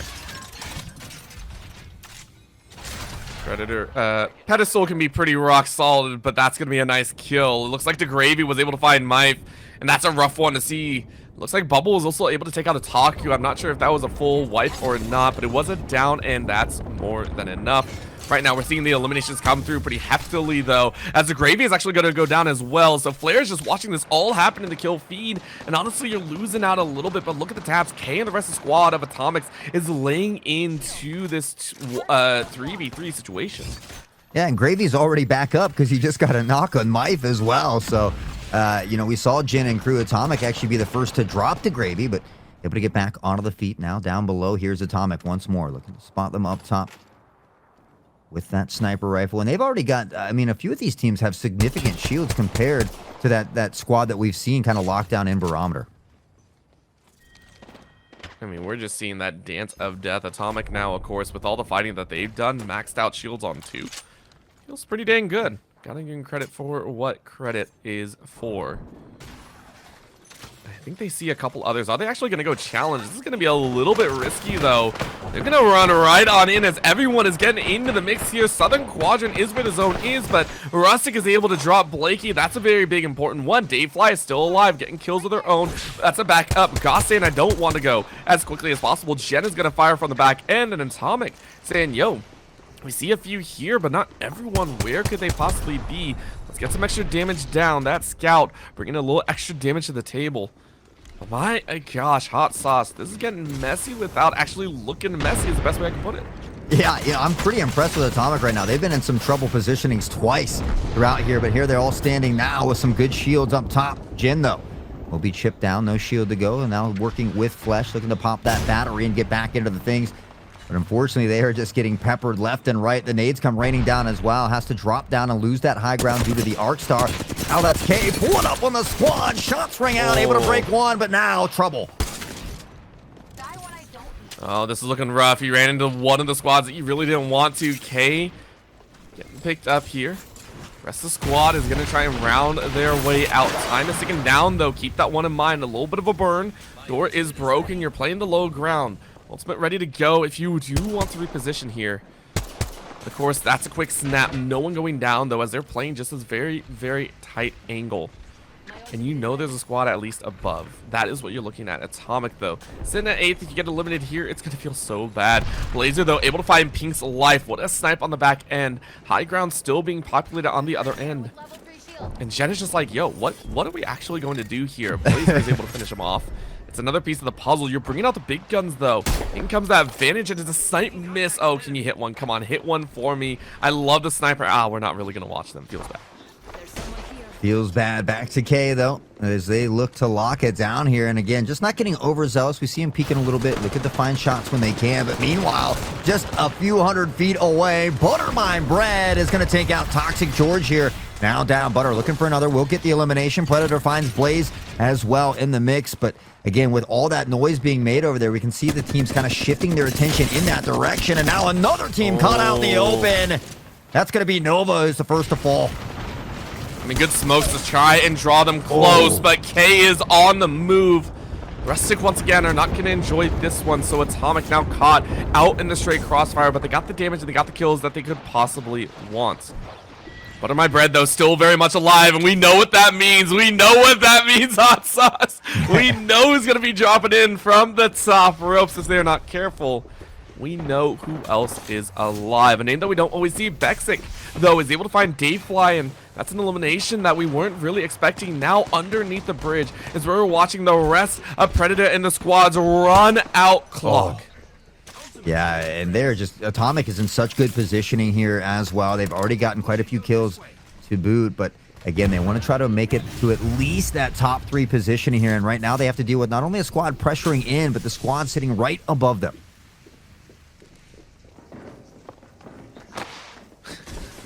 And boy, are they getting set up top there. Yeah, I was just looking at this, and I always love the fact that whenever you look at this, it's like, oh man, they know exactly where each other are, but no one actually wants to walk through that stuff. It's so dangerous, and you're just like, okay, this is Apex in a nutshell. I'm building on the lower floor, you're building on the upper floor, and someone's building on top of us. That's how the game works. Right now, though, it's a little piece of the puzzle, as danger is abound. And right now, something that I didn't notice, I don't see any of Maverick's squad, by the way. Yeah, you're not wrong. I don't see them either. Divic still up though. Saw them have some success in some earlier rounds, peppering in some shots here, and that's Willow still working with that blue shield, so potentially looking to gather some damage and buff that Evo shield up just a little bit more as the ring gets that much closer. Piece of the puzzle here, as that's a dip, dodge, and dive. Nova getting nothing on that one. Shot the entire clip and hit the, the very nice salty air. Minute left now, as this is going to be that final round. This is going to be oh so dangerous as well. Death and beyond is what we're looking at. Nova on the top ropes, but Perps and Blue is not exactly the shields that you would like to see. It's going to be a very, very dangerous if they're not careful. Decoy goes out. Nothing more to play with, though, because they're just going to kind of dance their way into disaster. And they have to look everywhere. Nova on the top ropes. If anyone decides to peek in the wrong angle, they can get sniped out so easily. Yeah, and that hill might be rotating toward the team that's under the bridge, who they initially were in some tough positioning, but because of the way this hill is going to end up rotating, it could force potentially the two teams in the building to come right toward them in that open water. So they maybe just have to hold on for a little bit longer here. We're going to see in 8 seconds as the hill will then begin to close. So far, no one wants to make that wrong move. They are going to drop on down, and Divic and the rest of the squad wipe through K immediately. Ooh. But do they have enough? Yes, they do. Jen comes in from the side, and that's a wipe without giving a single knock. Well done. I think very, Willow very neat there.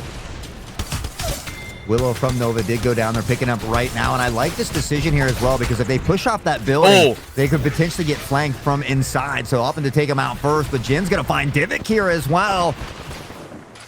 And now I think the rest of the teams are beginning to collapse.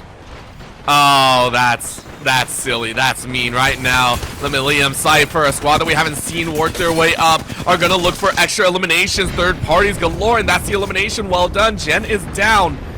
Jen is out as well. 3 squads remain. Cypher currently tucked into the corner here, but their backs are against the wall. 3 Avengers showing up here. Flares once again on top, but my bread says, yo, let's go ahead and grab these dubs. Shield is down, body blocked, and they are still alive. Snowy's able to get dropped as well, and they're down to only 2 squads. Cypher still very much alive, and that's going to be Cypher to get the last kill.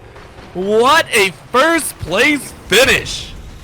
And Cypher was somewhere around like the 10th spot leading into this game. So that is going to be absolutely huge for Cypher there as well, as they, again, just some great plays at the end. I kind of thought that Predator and them were going to be able to pull that one out. The way the hill kind of shifted there as well. We saw the team drop down onto Atomic and look to take them out first. So the third party kind of in their favor, but just a really good job by Cypher to kind of just be patient for a little bit longer and capitalize on that third party. It was very necessary, all in their own right, and we do have another placement swap. I gotta run through this because we are getting them updated as quickly as possible to really ensure that you get the most up-to-date information. With this finish, Flare has reclaimed first place, but by a margin of 2. 2 points is the only factor that has come between, because Maverick, at the end of the day, finished at 10th with 0 kills. A squad that has reigned supreme at 1st and 2nd for games 1 and 2 have fallen here, and you mentioned it before, the map change could be the big reason why things aren't really going their way, which can be dangerous. But the one that you mentioned, Cypher, who got first place, unfortunately, they only got 3 kills. So as much as we were talking them up, they got a grand total of 15 points, which was still outweighed by Flare. To second place with 8 kills brings them to 17 total. Yeah, they were able to go from 10th place to 5th place with that dub, though, so definitely gaining some ground, and they're actually tied with Blaze in 4th place. But yeah, it's interesting because we saw Flair get 10th place as well in game number 2, but they were able to get 2 kills before they were taken out, which is those 2 points that puts them in the lead there as well. Maverick not far behind Echo, just 1 point as well. These top 3 teams so incredibly close, but I mean, I guess that's what makes it so special. And speaking of special, let's talk about what makes today's tournament experience so special. It's all powered by Akame. With Akame's cutting-edge cloud technology, we're delivering lightning-fast, low-latency gameplay to ensure a seamless experience for all competitors and viewers. Akame powers and protects life online, and today they're empowering this incredible esports event as well. Shout out to them, making sure that we get to have a lot of fun. Yes, it's a winner take all, but I know the players are enjoying this as well. We got to see a little banter. We got to see a little bit of the funny movements. I mean, listen, in a battle royale, you got to strut your stuff every so often. You got to get a little bit messy. You got to show them what's up, and you got to enjoy it as much as possible. So far, I mean, we are seeing the teams really throw down. So shout out once again to Akame, and hopefully we get to see more of them. Yeah, and I feel like we need to shout out HLX as well. I mean, from the website there, the ease of use, I mean, these scores are getting updated almost instantly as well. But HLX is managing today's tournament brackets and ensuring that every match is running smoothly and competitively. HLX is all about supporting talent. So it doesn't matter if you're an athlete, a musician, content creator, gamer, they're just committed to giving you a platform to shine. So huge shout out to HLX as well here today. Oh, 100%. I mean, we are able to talk about these scores and make sure you are so up to date on them and making sure you know which teams we should be watching out for every single time. That wouldn't be possible without our amazing back-end production crew and the TOs and everything. So huge shout out. And not only that, they're running these tournaments quite often. You mentioned it before. There's the December tournament later on. It's very, very important to note that HLX are consistently putting on these tournaments, so really big shout out to them. Yeah, not only is it $1,000 winner takes all for today's tournament, and there's ones leading up to that grand finale, but the grand finale is going to be $10,000. That's just absolutely insane. So, shout out to everybody. And like you mentioned, a lot of times behind the scenes, Range King, a lot of these people don't get enough credit. So we certainly want to thank them for all the hard work they do today. But with that being said, Orbital, we do need to take just a quick break here. So guys, don't go too far. Get those drinks, get those snacks. But when we come back, we've got even more exciting Apex action.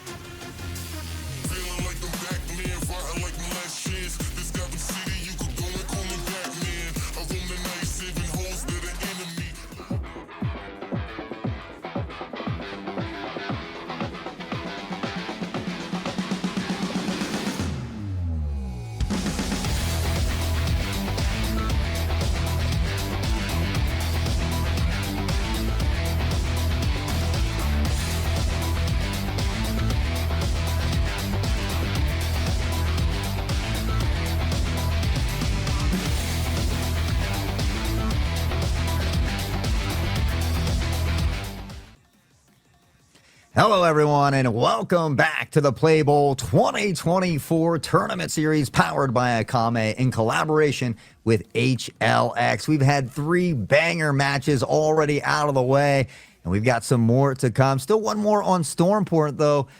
Thoughts so far, Orbital?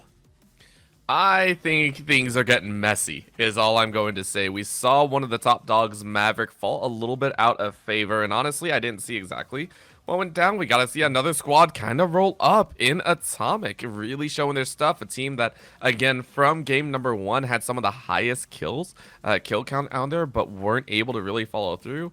And then we saw some others that are shuffling into the right position, namely Cypher, grabbing that dub. And remember, as much as we're talking about these overall good plays, you have to remember, at the end of the day, once you hit that 55-point threshold, you do have to close it out. You do have to get the win at the end of the day. So if you hit 55, even if you're the first team, if you can't clinch that first place, it doesn't matter. Yeah, that's absolutely right. And, you know, like we mentioned, I mean, between first and third, I think there's only 3 points roughly separating these 3 teams. So all very, very close. All could potentially is it 3, break. Actually? Yeah, 41. Oh my God, I didn't even notice that. Yeah. So, I mean, you know, all of these teams could break that threshold in the same game potentially and all be fighting for it in that next match. So, you know, it'll be interesting to see who gets there first. And again, we talked about how potentially, you know, maybe hopefully not, but how potentially those things can kind of change up the strategies of some of these teams. Yeah, namely for me, I hate to say it because we've beat him up like a dead horse at this point in Maverick. 10th place is nothing to scoff at. That is a rough spot to be in, and I love the fact that you mentioned Flair had the same situation back in round 2, but here's my main concern. If we see Maverick have the same issue, it means that they're pretty much set behind by 2 games, namely because at this point, even if you score, you know, if you hit a 20 bomb, that's great, but I don't know. I'm a little bit worried. You are essentially saying, hey, we can't play that far, so if we don't hit 55, by the time we reach the end of, I think, game 6, because that would be the second game, the second rotation, right? There's some question marks with them, because they play very aggressive, and they play very well when it gets to the micro, but sometimes it can catch them unawares. So I'm very curious to see how well they play out.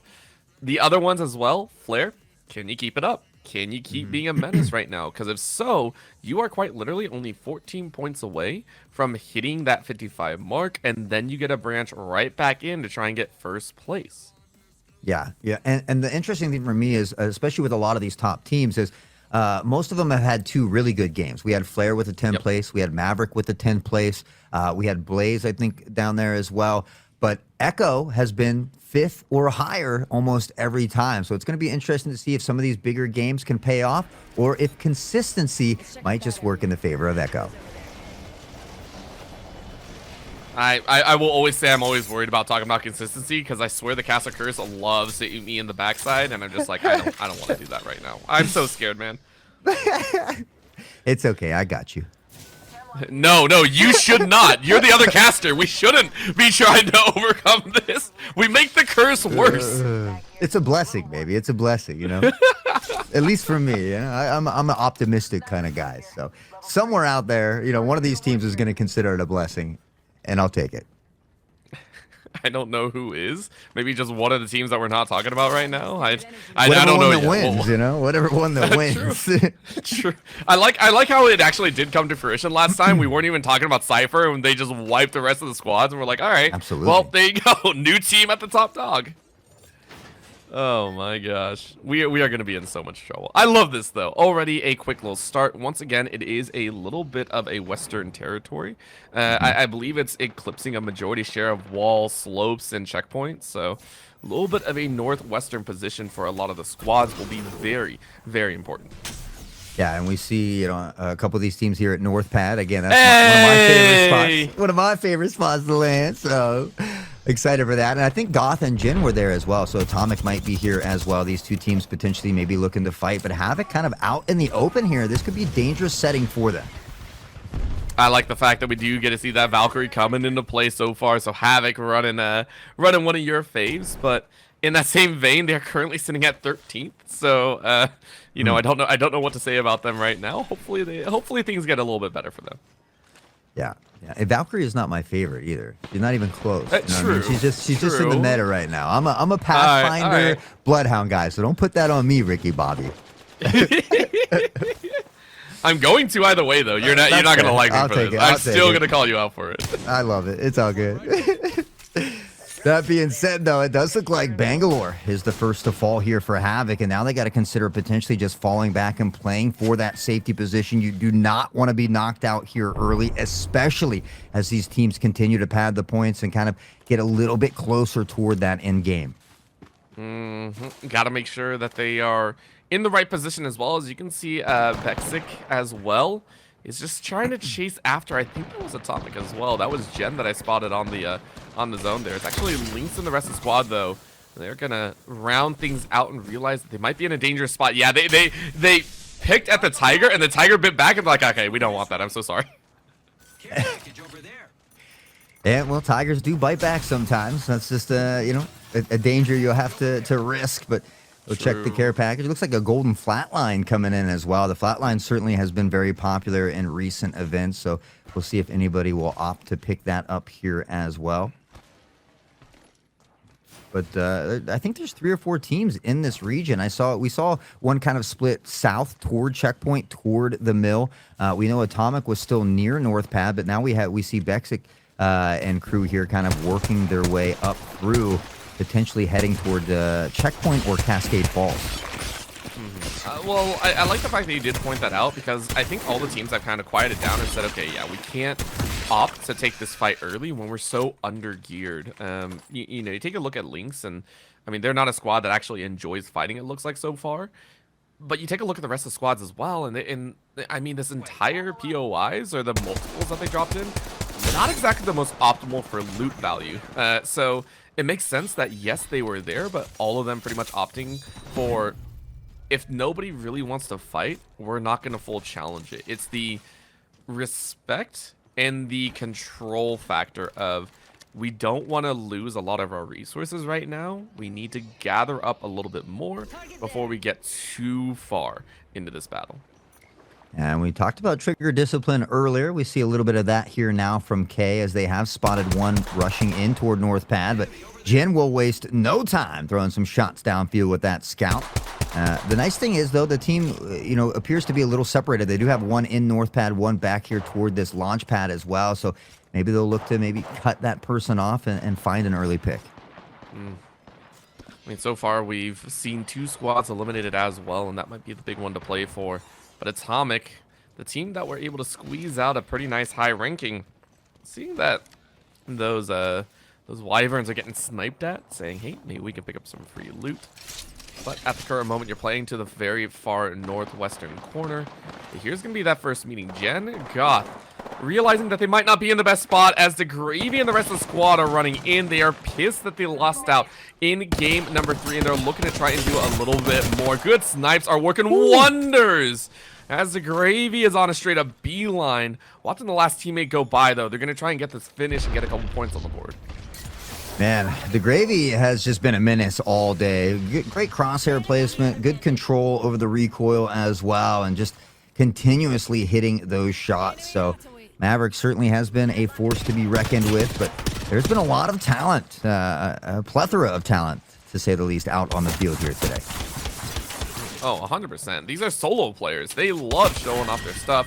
Like that crawl around, by the way. The Gravy is just like, nope, I'm going to get this kill one way or another. With that elimination as well, you're cutting out the legs of Atomic a little bit. But for right now, I like the fact that you called it out. The talent is shining here, and that's what makes this so crazy. Even though we're talking about the likes that Flare is so high up, that can all change in a split second if teams aren't careful. Teams certainly got to be careful, especially as we get further and further down the line. An early elimination can spell disaster. I mean, we saw it there earlier, you know, with Maverick and crew, who had a nice commanding lead, and then just in one round, 10th place, no kills. So, you know, maybe just kind of playing a little bit more methodical, thinking things through a bit here on Storm Point. Of course, going to head back to the other map after this, so maybe back to a little more of that comfortability for them. Go ahead and head right back on And, you know, World's Edge can always bring a little bit of a difference here. I love the different towers, I guess is the best way to put it. The different POIs that bring a lot of variability. Here it's just like open territory, which granted, I love sniping as well. As much as I like to say I'm bait, if I ever get my aim under control, I will snipe all day long. I'm the same. But at the current moment, this is that play of just get the damage. All we want to ensure is we get the shields evolved up. We start getting those extra pieces under our belt, and we start bringing a lot more to the table. Now, if you have trouble with aiming, are you on mouse and key or do you use controller? Because I hear it's a lot easier mouse with and controller. keyboard. Okay. Mouse and keyboard all day long. Just if you want better aim, just use controller and it'll do it for you. I heard. I'm gonna take a lot of crap for that. 100% you are. You are gonna get crap from me, bro. Oh my! I can't believe you even offered that suggestion to me. How? Hey, it must have been you. strong because Apex did go in and change it a little bit here recently, so a little bit more of an evening style play field. But all in good fun. You know I love you, brother. Oh yeah. Listen, I'm never playing with you ever. You dirty controller user. Hi, though. For real though, I'm honestly I attribute it to the carpal tunnel in my hands, and I have some issues with my thumbs because I'm just an idiot. But I will say I barely grew up on oh my god, that was a plethora of kills. I'm not even talking. Oh my god, we are seeing all those kills go through. Butter my bread also went down. Oh no, Predator went down as well. These are kills that are very, very important here as Kuro finds Cowboy Tech. What the heck was that? Yeah, I'm not sure where that absolute catastrophe went down, but there was a crazy destruction going on at some point somewhere in the map. And as you mentioned, we saw Cowboy Tech go down as well. That was the future stream squad that we saw him often escaping and finding ways to bring his team back. But here's Divik and Nova. They've been certainly a powerhouse throughout the day as well. We've seen Divik put up some big kills, but unfortunately placement is a part of that as well. And there's got to be 4 teams here now tucked fairly close together. I like how we say close together, and this is one of the most open maps. They're like, yeah, we're seeing each other's cabanas. Like, we're not too worried right now. But it is closer than it has been. And I think that is going to breed a little bit of aggression. We saw Future Streams kind of dance right by. But Havoc is a squad that we saw get some of the early kills, by the way. Gravity and I think it's Kuro have been the mainstays of just getting fragment damage down, ensuring that they're in the right place at the right time. Right now, though, it's just a little bit of a dangerous scenario. I don't think they're looted up as much as they would really like, and they're trying to find a way to break out of here without being spotted. I think is the most important thing. Right now, though, they are absolutely spotted. More than some, as Gravity is trying to rush away, but you can't get away. You're zoned out, grenaded out. Shields are down. You're going to try and use the bat as soon as possible. Rest of the team is here to help out. But, again, Kuro doesn't really have the weaponry. It's a charge rifle and a wingman. This is not good for close quarter combat. Instead, you want a little bit of that spray and pray, but if you can get some damage with the wingman, it can do some work. Decoy is out, trying to bait out a little bit of extra damage, but I don't think anyone's falling for it.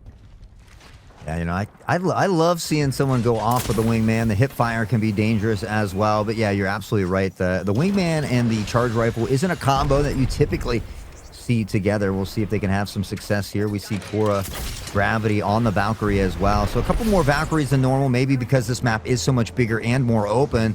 The Million, though, from Cypher getting that previous dub, finds Danny 2 times, who was a member of that Future squad as well. And I think we saw another member of them eliminated. So Future may still be standing, but that could have been a squad elimination. Not only that, Lemillion was able to grab kill leader. So that's another name that we saw in the previous game do very well. So maybe this is their map. Maybe this is their place to be. Of course, we got to see a little bit more than just a kill leader feed. We need to see the activation of where your squad is placing. Right now, though, Blakey is one of the lones up on top. Look, the missiles being rained down on top. But the back end pinch could be very dangerous if they're not careful. Explosions all around. That's a big chop, and Jericho actually opting to run a little bit sideways, but Stone was more than ready for him. Said, nah, you're not going to get away from this for free. Not for free, he said. You know, I'm kind of surprised. We've seen Goth, I think, eliminated a couple times already, or at least knocked in this, but here they are, all still standing tall, 2 of them with purple shields as well, and I'm certainly a fan of Pathfinder in the boxing gloves, so, you know, I'm excited to see it.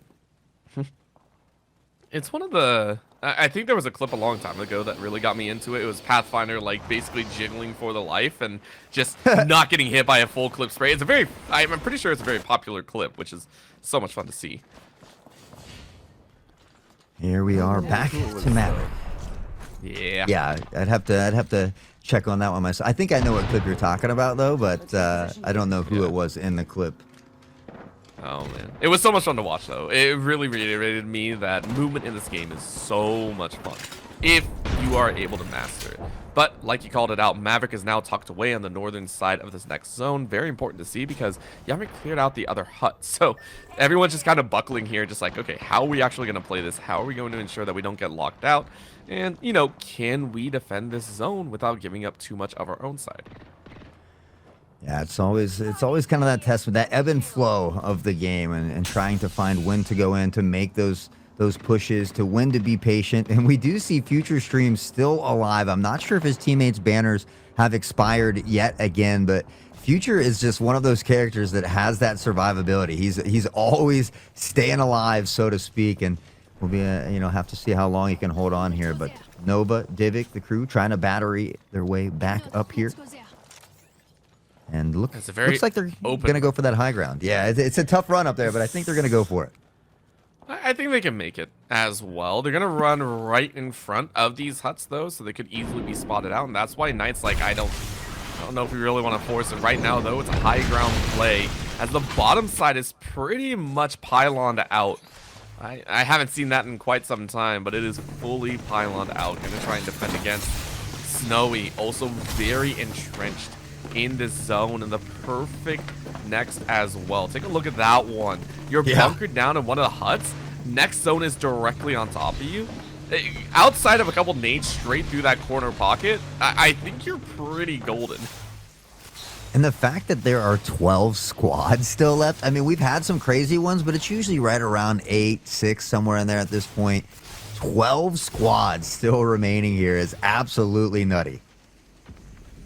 Feels good, man. I mean, for some, this is the opportunity. If you're not that confident on this map, this is like the perfect way for you to run up the placements, is what I always like to say. I mean, if you are not confident in this map and you draw enough eyes, you can basically sneak your way in the chaos. Chaos is actually your best friend. Smokes out on the top side, though, as Cypher is just trying to lay down a little bit of extra. Lemillion, remember, 3 kills so far. Kill leader for the squad, and once again, they just had a +1 territory, and they're looking golden in their own right. If they're able to place high once again, there's a chance they can overtake quite a few other teams here.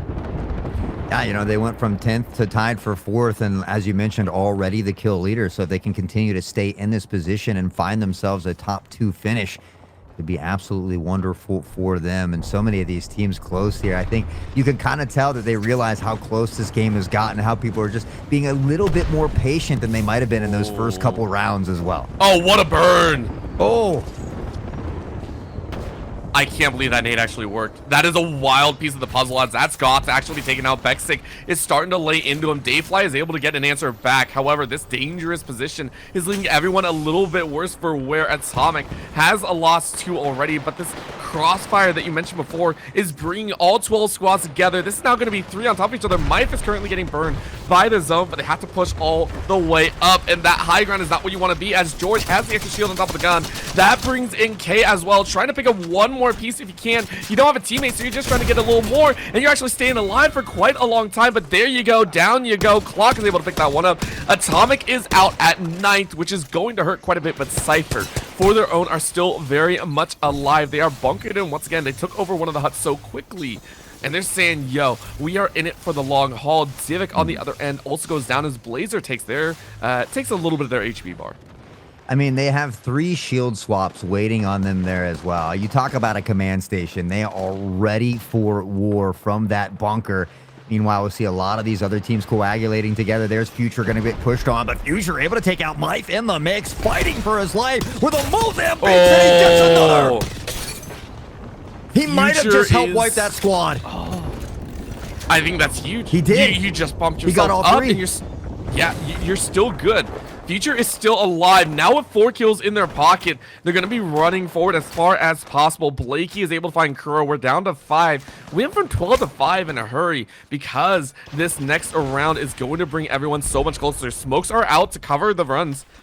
It looks like Jaguar is getting ready to move as well. Blakey and Murda and Stone, all 3 of these players have really yet to put any major kills on the board, but this is going to be that time, and now you don't really have a choice. You need to make some magic happen if you want to get a really good placement at the end of the day. Yeah, Future Streams had 10 total elims leading up to this game as well. I think the only person above them was Woodland Chuck with 14. Now the Mozambique again peppering in shots here as well. And interesting enough, shout out to production for sending those pick rates and stuff. But Valkyrie is actually at the top of the list right now for the pick rate throughout the tournament, along with like some Bangalores and some Watsons and some Horizons. That's so interesting to see, considering the top squads that we've seen so far have been running without one. But you gotta agree, maybe it's working out for some, maybe not for others. But right now the positioning is leading everyone into this chaotic battlefield. Remember, these shells can be your best friend or your worst enemy if you're not careful. Stone went a little bit too high, is able to drop down and get a little bit of safety. Of course, we're just waiting 45 seconds until all hell breaks loose. Yeah, you can hear the metal footsteps inside as well, but just a game of patience. And that's what's so interesting about the ebb and flow of this game that we talk about, is you see all this patience here, nobody wanting to be eliminated yet, and then when that hill starts to close in, that ring gets smaller, it's just a fight for your life. It's absolute chaos, and I gotta confess, I absolutely love all of it. It's such a good time. Oh, man. The chaos is what brings so much forward, as this Maverick, a squad that we saw before, has such valuable moments. And remember, this is the other squad that we said, if they get first place here, they pretty much solidify that they're going to be reaching, I think, through that 55 threshold. And they're holding it down here. Plenty of members still to kill. I think it's a grand total of 8. If you're able to grab at least half of those, you pretty much solidify yourselves as the top dogs. So it's all about that play. Hiding inside, make sure that these shells don't hit you. How much are they going to get, though? I wonder if they're actually going to be the first ones to move. Let's relocate here. Yeah, it's going to be interesting. You have to be careful. You know that there's people lurking below, and you can't just free will drop down, right? It's a dangerous position to be in. They have spotted a secondary squad as well over by the launch pad. You can see the pings going out here as well. But, man, what the calm before the storm, so to speak. I mean, we've seen this before. I think every single game has had a moment where it's just like, all right, everyone hold. 3, 2, 1, go. And it's just an immediate sprint to the very, very end. But it's going to happen here. I mean, you got 30 seconds maybe before the entire zone closes in, and you're just dead. So let's see how it goes out. Who's going to break through first? Snowy is down, by the way, for Cypher, the squad that got first last time, and they're going to try and hold on as long as possible. They're going to wait on the edge for pretty much forever. The healer shots go out. Maybe that's a bait, but look at this. Sarche and Future on the top rope saying, yo, nobody sees me. 2 grounds on the open. 2 squads saying, yo, we don't have any other chance. The fence is actually going to bring a lot more for themselves, but Future on the top is saying, yo, can I get a bit more? Hard spray on the side, not really seeing too much. Nady's able to draw a couple ires. But how much more are you going to get? Right now, you are being spotted out, and that's a million to actually go down. Murda gets a great elimination, and they're going to spot a few more. With that down, everyone is in danger. They chase forward. Gravity goes down. Blakey falls behind, but that's a squad elimination. Gravity is out. Blakey is still up. And maybe you can make some magic happen, but everyone is closing in here. Gravity drops right out at the right time. The gravy is going to spray them down. It's coming in at a rush. And it looks like Jaguar is one alive. Stone trying to stay alive, using the shield of teammates to juggle their way forward. And Jaguar is still safe, but it's Maverick to come out on top as they're able to clutch it out once again. I think Future was able to maybe snag 4th place, but it was interesting to see because his IRL teammate, so to speak, the Gravy was right below him the whole time. You could see the damage tags on there as well. So, obviously both of these players have played together before. Kind of got into a little bit of a mix-up there at the end, and Future, I think, did secure at least 4th place for his squad, but Mavericks back on top yet again. I mean, they're doing it without a lot of that craziness. They're doing it without the Valkyrie. They're doing it without the other pieces of the puzzle. But the Revenant is the key one. Every single time, it feels like Mavericks know exactly when to hop in. Opposite of their name, I feel like they are very controlled in when do we hop into the chaos? When do we leave our nest? When do we decide to actually drop in and do some damage? But the other shining star that we do have to give credit to future streams has been that rat that has perfected the strat of reaching the top echelons without being spotted. That is now the second time that they've been able to kind of rat their way up to a 4th or 5th place finish. Hey, as a Tarkov player, I love rats, man. Rats on top, baby. But, Future doing a great job and doing what they need to do. It's unfortunate, we've seen them lose their teammates a couple times here in the last couple rounds, but Future able to buckle down. And there at the end, not only just playing for placement, but we saw him wipe a squad himself with those Mozambiques. So certainly a player that is really fun to watch. Now, here's the downsides, though, because we're getting into the messy part of it. Hot sauce. We are on the possibility of our last game here. We mentioned it before. Mavericks, if they didn't have that round 3 error, they could have been up in 55 already. Needless to say, though, they have hit 55 on the nose. What does this mean for those that maybe aren't attuned to the PlayBowl tournament series?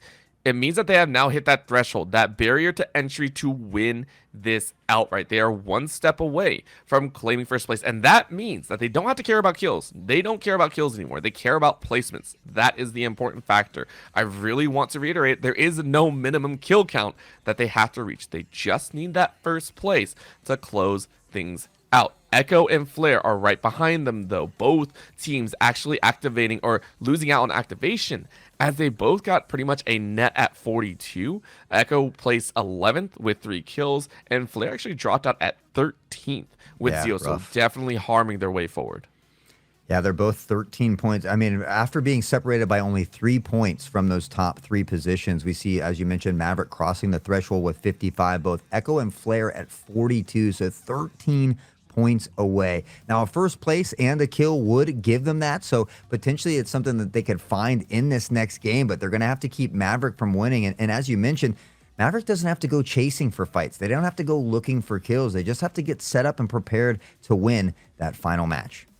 Now, some other names that we do want to mention to keep eyes on. Cypher is, I want to say another set, so I think it's if I'm counting correctly, it's 6 kills in first place would put them in 55 as well. They're at 37 right now. Grim at 29, and unfortunately, I'm not going to put too much stock into the rest of the squads right now. Atomic's at 27, and below that, it's 27 and below. I know, listen, I'm an Atomic fan, but at the current moment, we can't look at them, right? We can't look at them. So, we give it a what for. Yeah, I hear you. I'm just being a little devil's advocate over here. Of course you are, meanie. Yeah. Yeah, I'm so sad. Listen, I want my Atomic boys to make it up to the top side. You're just giving me a lot of crap here. Don't be so mean to me, man. It's all in good fun, I swear.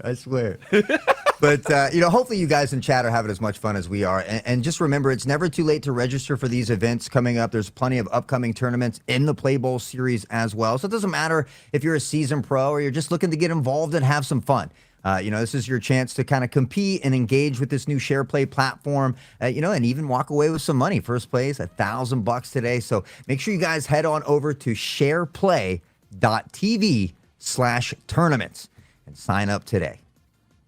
And I mean, I for one might have to go check them out, see what other tournaments are available. I know I suck at Apex Legends, but maybe there's something else in the cards for me. I'm sometimes good at fighting games. I say sometimes because I have an atrocious win rate there as well. But again, I do have to give a big shout out. SharePlay is so awesome for putting this on, making sure that they try and give a lot of power back to the players who, again, we've seen some of the other platforms not be as nice, and now we're seeing a lot of love for the players that make up the gaming community as a whole. See, I'm delusional, and I think I'm good at everything, even when I'm not. That's how... But, and polar opposites on the desk here. Polar opposites. That's why we work so well together, True. Polar opposites attract, I hear. So, but You know, and speaking of signing up for things, guys, we'd certainly love to see you in the Discord as well. So if you haven't already done so, please be sure to join the SharePlay Discord at discord.gg/SharePlay. Drop your play tag in the Beta Set Go channel and get involved in the action, because this tournament series is just beginning. So make sure you join us in this closed beta test for SharePlay's amazing features before that full launch here ahead of us. Oh man, and make sure to get in on all the action, because December is creeping up on us very, very quickly. We said it pretty much every single game, but I mean, Hot Sauce, we got to reiterate, $10,000 on the line is a wild prize pool to go for. Yeah, that's a ton of cash money there. So I mean, again, shout out to everybody for allowing this to happen, for putting it on. And before that, I believe there's one more Apex $1,000 tournament coming up on October 19th. It's another Apex Solos tournament.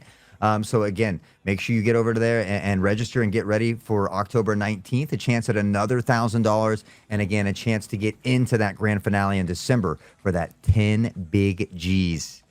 Whew, I wouldn't be sad with 1,000, let alone 10,000. Well, we got to remember as well, it's a winner-take-all scenario, and this is why we've really been harping on the fact that there is no second and third right now. It's one and done. You have to get first. If you don't get first, you're last, and that is the harshest statement we have to say. That is unfortunately extremely true. At the current moment, we have all eyes on Maverick. Once again, the first squad to reach 55 points, and if they win it here, they go ahead and lock in their opportunity to face off in December and join the plethora of other squads. By the way, this is not the only solos tournament they've run. That's the fun part. Once you're matched with a squad and you make your way into that December tournament, it means now you go from a team of solos to a team of well-polished pug squads. Polished pug squads. I like that. I like the ring to that. That sounds nice. I dig it. Yeah, I mean, and it's just the whole day for me, again, it's just been so much fun. The PlayBowl 2024 tournament series, again, just heating up. So I'm ready to get into the action here. I think we're getting one more team. We were waiting on one more team, but we're ready to get back into the action and back to World's Edge, right?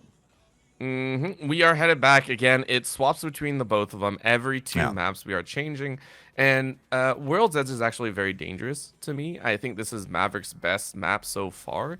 Honestly, last time I was surprised that they came out with the dub. I think again it goes back to what I said before. If you're hoping to kind of overcome your map weakness, chaos is your best friend. It's quite literally, if it goes down to chaos, you don't have to worry about map terrains. You don't have to worry about the macro play. It's quite literally goes down to the micro mechanics. And I think that's where Gravy really stood out. And I want to dive into that a little bit more. Gravy so far, in every altercation, has seemed to come out the better player. Whenever it gets into the messiness, as long as it's somewhat even or a little bit less than their favor, the Gravy can make it up with just like pure individual skill.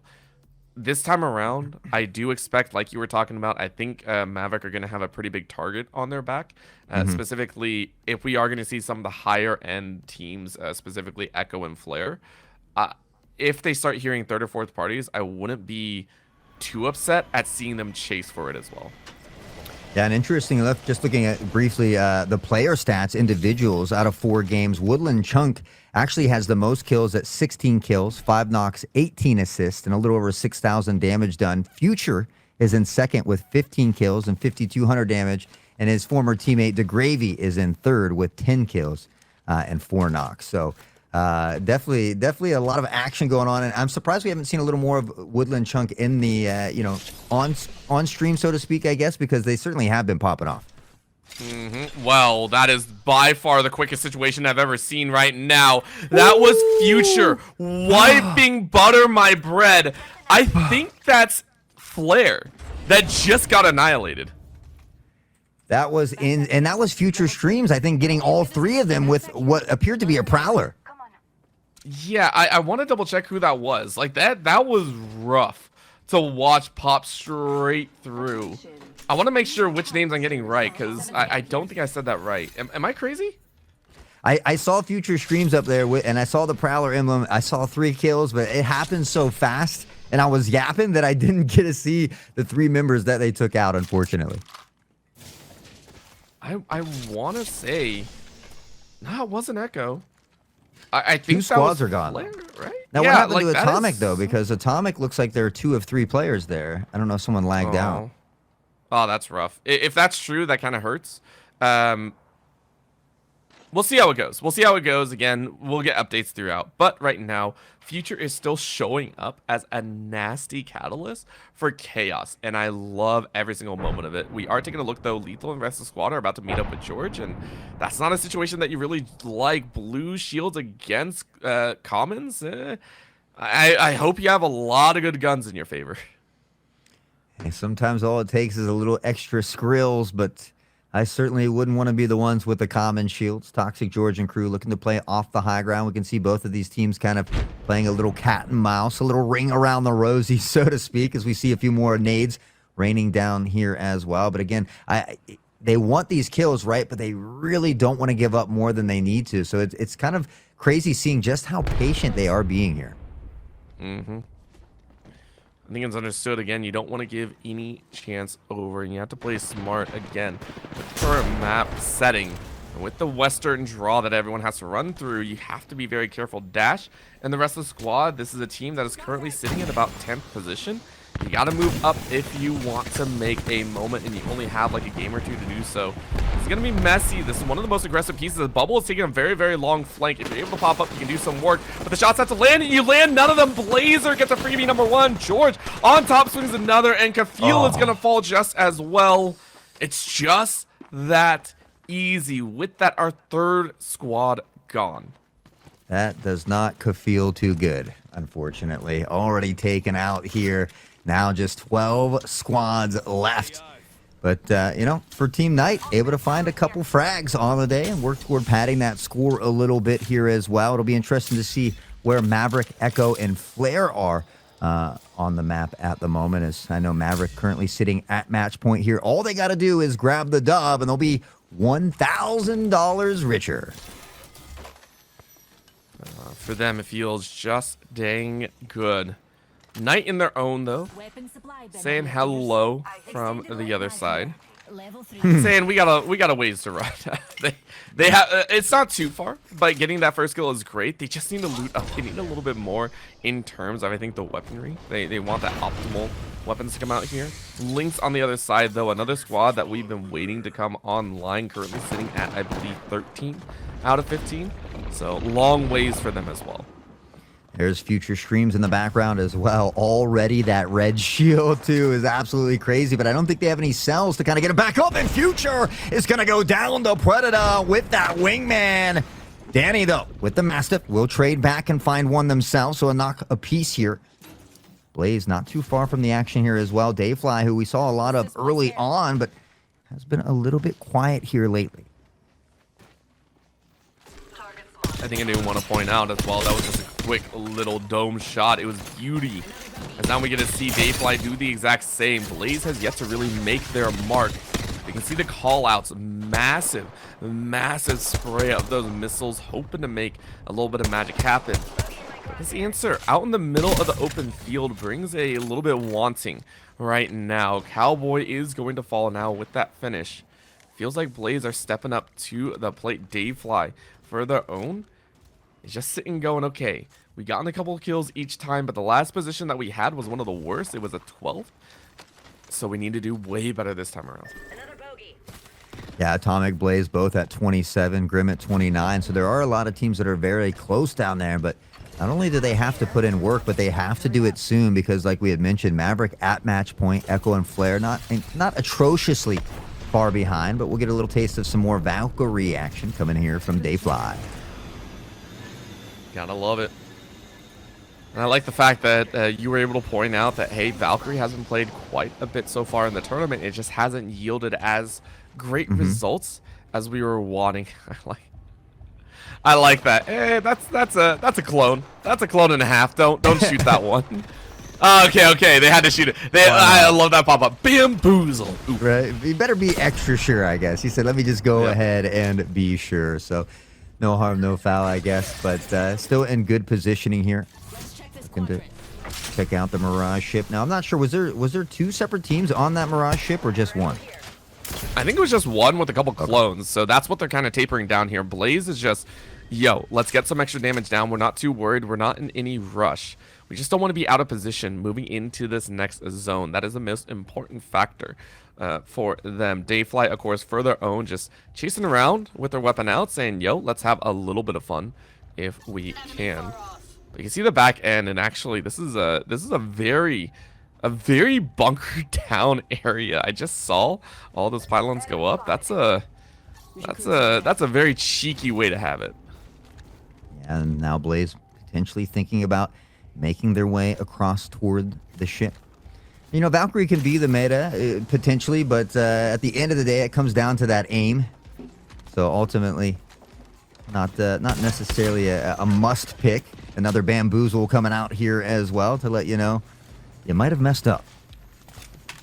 I like how at this point it's just a piece of pride. You're like, I hate them. I hate all of them that are currently around the ship. We just got to take them out. But with that signal, we do have a 3-on-3 on the far end, on the northern side. We are seeing future streams and the rest of the squad still up and ready to tussle. But this ship, as you mentioned, can be very dangerous. Divik, Knight, and Willow. Divik being one that we said before can bring a lot of power to this table. I mean, they're hunkered down. They don't want to move. They don't want to give away too much of their shielding. Yeah, and I honestly haven't seen much of Maverick yet here. I know we see Divik finding a kill there. Gravity is going to pick up on Jin as well, running with the Goth squad there. But I haven't seen much of the Kobe coming in for the finish. And that is Divik looking to secure one more onto the mix. But I'm not sure where Maverick is just yet. I don't think we're watching them just yet. I think we know they're going to end up in the top like 5 or 6, and we're just like, yeah, we're not going to worry about that too much. I do want to point out Atomic, for all the love that I hold for them, I think they're out already because Goth was on their team, so they're unfortunately gone. Blaze, though, is also in a really rough spot. Dayfly, the one that we saw in the warm-up, looked really, really good. Has actually lost out on 2 teammates and is going to try and go back now for the Bears, but I'm not sure if they're going to be able to make it. They got blue shields, which might be enough, but it might not be perfectly in time. Lemillion goes ahead and gets a little extra in the back pocket as Cypher and the squad are hoping to loot up and suit up. I mean, Cypher, the first round they got 7th place, but after that it's been 5th or above. I think they got a 3rd, a 1st, and a 4th. So they have definitely been on the up and up consistently here, but they still have a decent amount of ground to gain, so to speak, here. As we see them now having to work in toward from this ring. Still plenty of time to find their way in here, though, as the second ring will close and things will get a little bit closer. And we see most of the action generally kick off at about round 3, round 4. And then, of course, final is when we see the last, like, 5 tend to duke it out. But this is a bit messier as well. Take a look at all those names currently clustered around this northwestern quadrant. It can get so crazy and so dangerous that I'm just very in shock that we haven't heard more anger, more just general damage go down here. Onyx for their own, Sensei, DNG, and Notakai. All these players have just kind of hunkered down and assured themselves that nothing bad can really happen as long as they don't engage with anyone. You know, it's crazy. We had 12 squads left at Ring 4 last time when Ring 4 started to close. Here, you know, Ring 2 hasn't even finished, and we're down to 10 as well. We see Gravity in the kill feed. They're taking out Woodland Chuck, who has been a force to be reckoned with this series as well. Dayfly will pop up here in Valkyrie and maybe look to get to some safety. They were able to grab both of those beacons as well. So going to be able to spot some enemies here and hopefully find a safe route to bring back Legacy and Acoustic. Very nice coast as well. Very, very well played. You got about a minute left, which is more than doable. However, if a Cypher and the rest of the squad do opt to go towards that beacon just to try and bait it, and you could maybe do some work. I think that actually might happen here. So, oh yeah, this is oh dear. Oh dear, they know 100% that someone's gonna come here, and they spot out a little extra damage. However, Lemillion is the one that eats so much damage, loses out their shield, but that's gonna be Otaku to find Clock on the other side of the map. So danger has been abound on all ends of this map. It is fast and furious for damage and frags. Taku Black was able to take out Ghost Clock there as well. And now we see Cypher fighting for better positioning. Was in a bit of a bind there for a moment, but able to escape to safety. Natakai, though, is going to find Cowboy Tech from the future Stream Squad. And we'll get the not only the down, but the elim there as well. Still 10 squads remaining. Round 3 about to close. Got a live one out there. Let's see what they can do here. I'm just waiting for that big moment. Echo for their own have lost Woodland check, as you mentioned, but Kess is about to fall as well. Otaku just trying to run for their life, not in the right position. Western Quadrant held up by Grim. Danny, Future, both these players have had moments. Rustic actually goes down to Bexic, sends one to the grave, and a quick finish means that Kuro is in a little bit of a rough spot. Havoc wondering exactly as a squad they can do some work. What a shot though, 126 with that velocity curve. Beautifully done there to force a retreat from the opponent. Man, I love watching some good snipe shots. That certainly did not disappoint. Kuro there putting in work. And now we take a look at Black up on top of the hill, peppering in some shots over to Tora Gravity, rotating around with the rest of the crew here. And now they continue to rain down the fierceness, the bullets from above. Mife and crew will duck back a little bit here to safety, but again, they have to be careful here. Havoc kind of pinched in the middle of 3 teams at the moment. Oh, man. I mean, this is one of the best and worst positions to be in. If you need the extra damage on the shields, that's great. If you can hit your shots, it's even better. If you can't, you're kind of screwed. And that's what Kuro is realizing right now. You need to hightail it out. You're on the high ground, or at least medium ground on this railway, which does provide a lot of cover for yourselves. But you got to smoke yourselves out. You got to ensure that you get a little bit of help. And I actually like this call. This is a miner saying, yo, we're going to go ahead and stay up top here. I'm going to try and bait out a little bit of movement. If I can hide in the smoke, maybe I can get a drop on a couple players. But is it actually going to work right now? Hard spray going out here as that's a little extra damage on the shield. You swap over to the secondary as Devotion is going to rip through. Good extra pieces as you're now only 3v5 away from Evo. Almost dropping Legacy in the mix. Slamillion will be spotted out here by Kuro, who fires a snipe shot. Shields at max already. Rocking the 2-4. Blazer eating some shots from Black, who has now been spotted. We'll have to dip off the mountain here as well.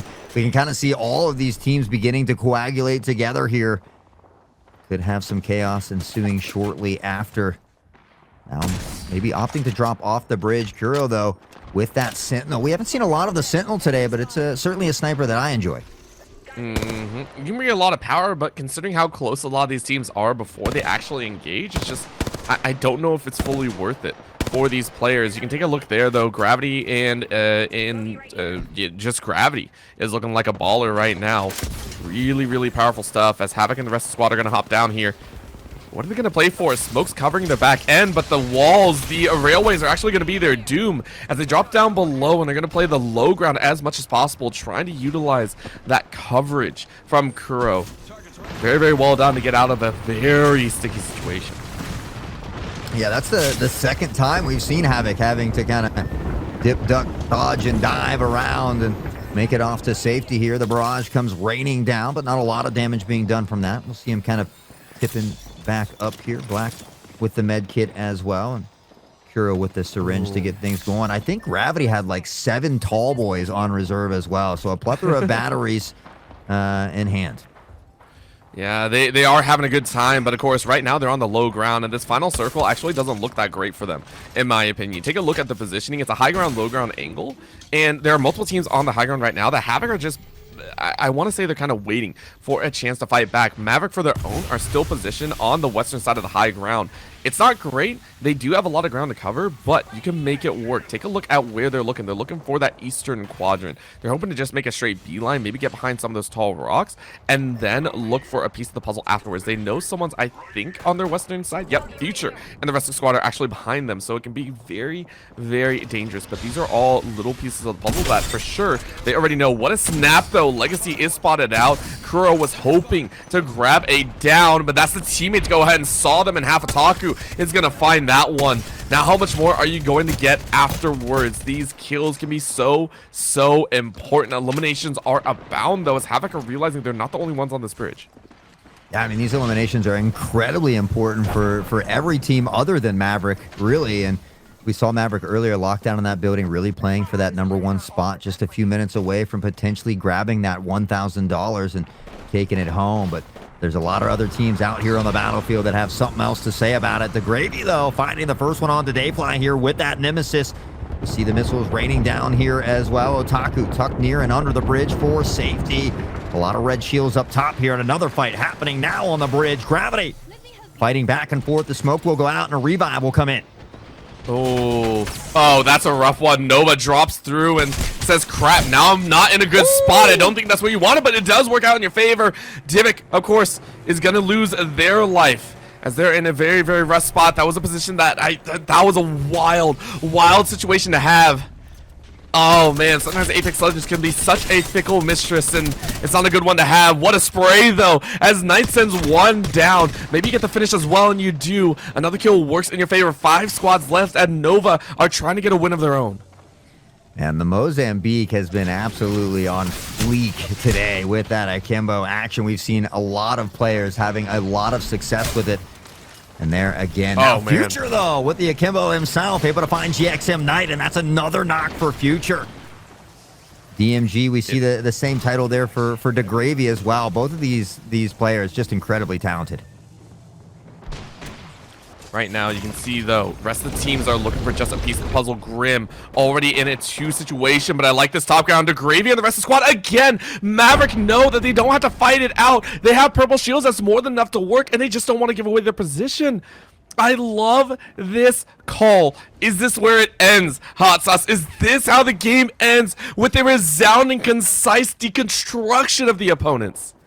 Yeah, very well. I mean, they're just playing it so well, right? And had this not been match point for them, we might see them jumping down, looking for some of those kills, but they know it's match point. They know there's $1,000 on the line right now.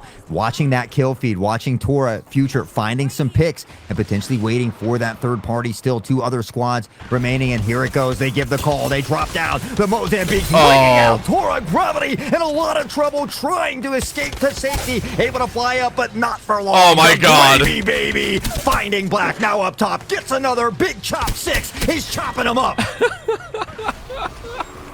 Crush them all where they stand. Maverick have all but sealed the deal. I really don't think they're going to lose a 2v3 at all. Maverick are your champions in 5 games here in the PlayBowl Apex Legends Tournament. Apex Souls Tournament, the 2024 PlayBowl, and you and I thought it would for surely it's going to go to at least 6 games. Maverick really buckling down, and Maverick had a tough game. Game 3 for them. They got 10th place with 0 kills. But again, it goes to show you how much of a mental game it is as well. These players not letting that affect their mental, coming right back after that place to get a first place with 5 kills, and then again continuing that dominance here on match point. They secure the dub, and they'll be walking away with $1,000 and some bragging rights. I think 100% bragging rights. That's what I'm more impressed at. I mean, you come in here as solos, you say, hey, how do we play this? And we mentioned it before, 90% of the time, it is good positioning. 10% of the time, it's like, yo, you want to have that firefight. It was 100% for Mavericks. I have to give that call out. That was 3 games in a row. We literally watched them go, do we fight yet? Yes, no, no, yes. That shot calling, it looked so supreme. It looked like these 3 players had played before. In the ALGS circuit, maybe not so, but definitely more than just solos running around. The calls were on point. Yeah. You know, and honestly, one player that really shined for me was Future. I mean, they were a lot of times alone, doing crazy things, 1v3 squad wipes, and you know, and again, as we saw the clan tag there, apparently a teammate of DeGravy. So, you know, it might be fun to see their whole crew in action. Certainly a lot of talent there. But Maverick able to secure the dub here today, PlayBowl 2024 tournament series. And what a hell of a day, Arbodo. There was some really good games. Honestly, the last 3 hours feel like it wasn't hours. I will always say I'm a huge fan of concise macro plays, always understanding where you need to be at the right time, and it just feels awesome. For those that, maybe don't watch Apex Legends all the time, if this is your first time enjoying it, it is so much fun knowing a team. Like, we didn't see Maverick for 90% of that last game, but we knew they were waiting in the wings. We knew they had the position. We knew they had the spot. That is what we call heads-up play, and that is what we call knowing the game that you play. Every single team, not only Maverick, Echo, Flare, Grim, Cypher, Havoc, every single team that signed up here today, huge respect to every single team, but Maverick took the cake. Yeah, I mean, it was a lot of fun getting, and I think, again, what made this tournament so much fun, at least for me to watch in the cast, is the fact that it was a solo tournament. Yes. All these players really haven't played together before. They get that one warm-up round, and, we thought Dayfly was going to do really well, but that just goes to show you can't base things off of a warm-up round. People play a little bit differently and things like that, so... But yeah, I mean, you nailed it. Just a plethora of talent across all the teams. It was certainly a ton of fun, not only to watch, to cast, and we certainly hope that you guys watching at home had as much fun as we did as well. I really hope I get to be on for the next one, because if this is the level of talent for solos, I'm so terrified for the December tournament, and I'm going to freak out when I see what these solos can do when they're polished and ready to go as a full-fledged squad. Yeah, and it'll be interesting to see kind of how that works out, because I know there's another one coming up on October 19th. Yep. But then, if you're part of that winning team, do you all three sign up as solo for that grand finale? Are you signing up as that 3 random squad that you made it in with? So it'll be kind of interesting to see how that gets laid out as time goes on. If it's all solo still, I'm really going to have my eyes on the gravy then. I'm 100% watching the gravy. That Revenant was so solid. It was terrifying to watch. I never want to run into that player in my life. Yeah, and honestly, we talked about Woodland Chuck as well, who was actually the top fragger throughout the day. So there were certainly some other very talented individuals out there that maybe come back for the October 19th one and find their way into the grand finale as well. So many players to watch out for, and I mean, there are so many that we haven't watched as well. Keep in mind, this is one tournament. That's 3 players. We're gonna see a fresh set every single time. I'm 100% excited. I cannot wait to see what compositions are also being run in that December tournament, and I mean, I think it'll only be more exciting as time goes on. Yeah. Well, unfortunately, that is going to be all for us today, but don't worry, we're just getting started over here at the PlayBowl 2024 series, just heating up, so make sure you stay tuned for the next tournament on October 19th. Registration for that is going to open on Monday, so make sure you get involved with that SharePlay community. We'd love to see you in the Discord as well, but whether you're playing or watching, whether you're part of something special here today, just let's always make it an event to remember. We hope to see you on the 19th. We certainly want to take a moment to thank Orbital, everybody that showed up here today, that signed up, that played in the tournament, everybody in chat keeping it hype and interesting for us. Range behind the scenes running thing, King as well. Again, like we said, often the people behind the scenes don't get enough credit, so we certainly appreciate all of them. Akame, HLX as well. So again, thank you guys so much for hanging out with us here today, and we look forward to seeing you back here on October 19th.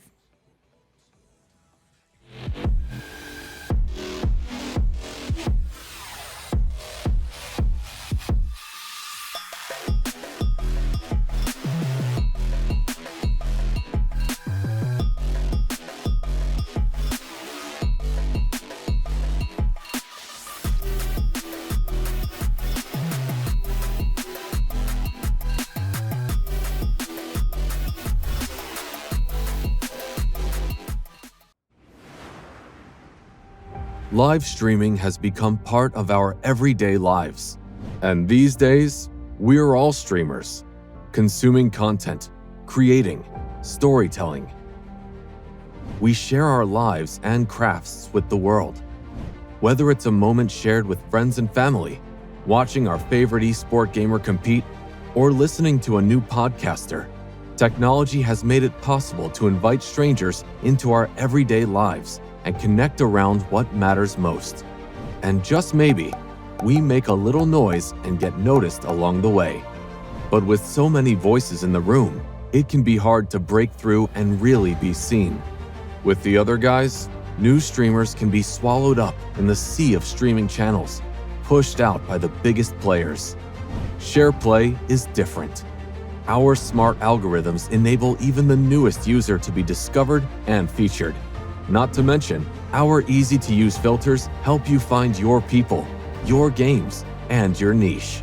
From Atlanta to Tokyo, Lagos to London, Amsterdam to Rio, experience online streaming like never before. Get ready. SharePlay. Share, play, connect.